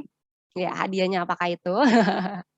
Oke, ini mungkin untuk teman-teman yang udah ikutan kelas kemitraan kemarin juga udah pada tahu ya. Mungkin ada juga yang udah join di expansion class. Ini berhubung malam ini kita sesinya Q&A tentang tentang bisnis kemitraan ya, tentang expansion class. Tes, oke, suara saya terdengar ya? Di sini enggak ini. Oke, lanjut. Nah, berhubung malam ini tentang bisnis kemitraan, mungkin teman-teman di sini ada yang masih belum tahu gimana sih caranya memulai bisnis kemitraan dari nol, atau misal ada yang belum ikutan kelas kemitraan kemarin juga. Ini kita sekalian mau ngasih info buat teman-teman, kalau kita di Pengusaha Kuliner ID ada program yang namanya expansion class. Nah, ini adalah e-learning untuk mempermudah teman-teman menciptakan cabang dari bisnis kemitraan. Nah, dapatnya apa aja? Dapat banyak banget, mulai dari 100 lebih top proposal ya, sekarang udah 100 lebih top proposal dari brand kemitraan yang lain, lalu ada contoh-contoh dokumen yang dibutuhkan juga untuk berbisnis kemitraan seperti kontrak SPKU, contoh kontrak dengan karyawan, lalu juga ada bundling SOP produksi, operasional, form kartu kontrol harian, lalu juga ada materi training karyawan, dan lain sebagainya. Pokoknya banyak banget ya. Lah, dan ini pokoknya totalnya ada 21 video ya teman-teman. Jadi ini ada isinya teori, terus juga ada contoh dokumen di tiap materinya, terus juga ada grup diskusi Telegram khusus untuk yang beli expansion class. Lalu juga di grup Telegram ini ada circle pengusaha franchise dan kemitraan. Jadi emang bener-bener eksklusif nih grupnya gitu. gitu. Seperti itu. Lalu juga nanti di Telegram bisa tanya-tanya lebih intensif ya sama Mas Agung juga seperti itu mengenai materi mungkin ada yang belum dipahami ya. Nah, value-nya lebih dari 20 juta, tapi untuk teman-teman yang malam ini ikutan, ini biasanya kita buka promonya cuma untuk teman-teman yang ikutan kelas kemitraan 4.0. Cuma untuk teman-teman malam ini yang mungkin tertarik di sesi Q&A malam ini, kita buka harga promo lagi di 570.000 untuk khusus untuk 5 orang pertama aja. Untuk 5 orang pertama aja. Jadi biasanya 21 orang, sekarang malam ini khusus cuma untuk 5 orang pertama. Oke, oke. Caranya gimana? Caranya bisa langsung transfer aja nih teman-teman ke BCA atas nama CV Pengusaha Kuliner ID di 34507655871 atau bisa juga langsung hubungin WhatsApp di Japri admin di 081317172813 atau kalau misal lagi nggak bisa transfer gitu, bisa langsung tinggalin nomor teleponnya aja di nomor WhatsApp-nya di Japri via chat Zoom ya ke host itu bisa juga nanti kita akan langsung hubungi teman-teman semua. Mungkin mau booking slot dulu seperti itu. Tapi untuk yang mau langsung cepet-cepetan bisa langsung transfer aja ya ke nomor yang ada di slide. Oke deh, sip. Itu aja sih dari saya ya, pengantar dari saya. Makasih banyak Mas Agung. Itu ada yang resen mau nggak? Oh, ada yang resen. Ada. Ini sepertinya sesi Q&A kayaknya. Kan udah ditutup Mas Agung. Udah tutup ya? Oh, ya. Iya, udah Maaf ya. ditutup. Nanti untuk teman-teman yang mau konsultasi private juga bisa ya. Mas Agung juga buka konsultasi private. Nanti untuk lebih jelasnya bisa tinggalin nomor WA-nya juga di chat ya, langsung Ya, chat ke konsultasinya host. gratis ya. Konsultasinya juga gratis.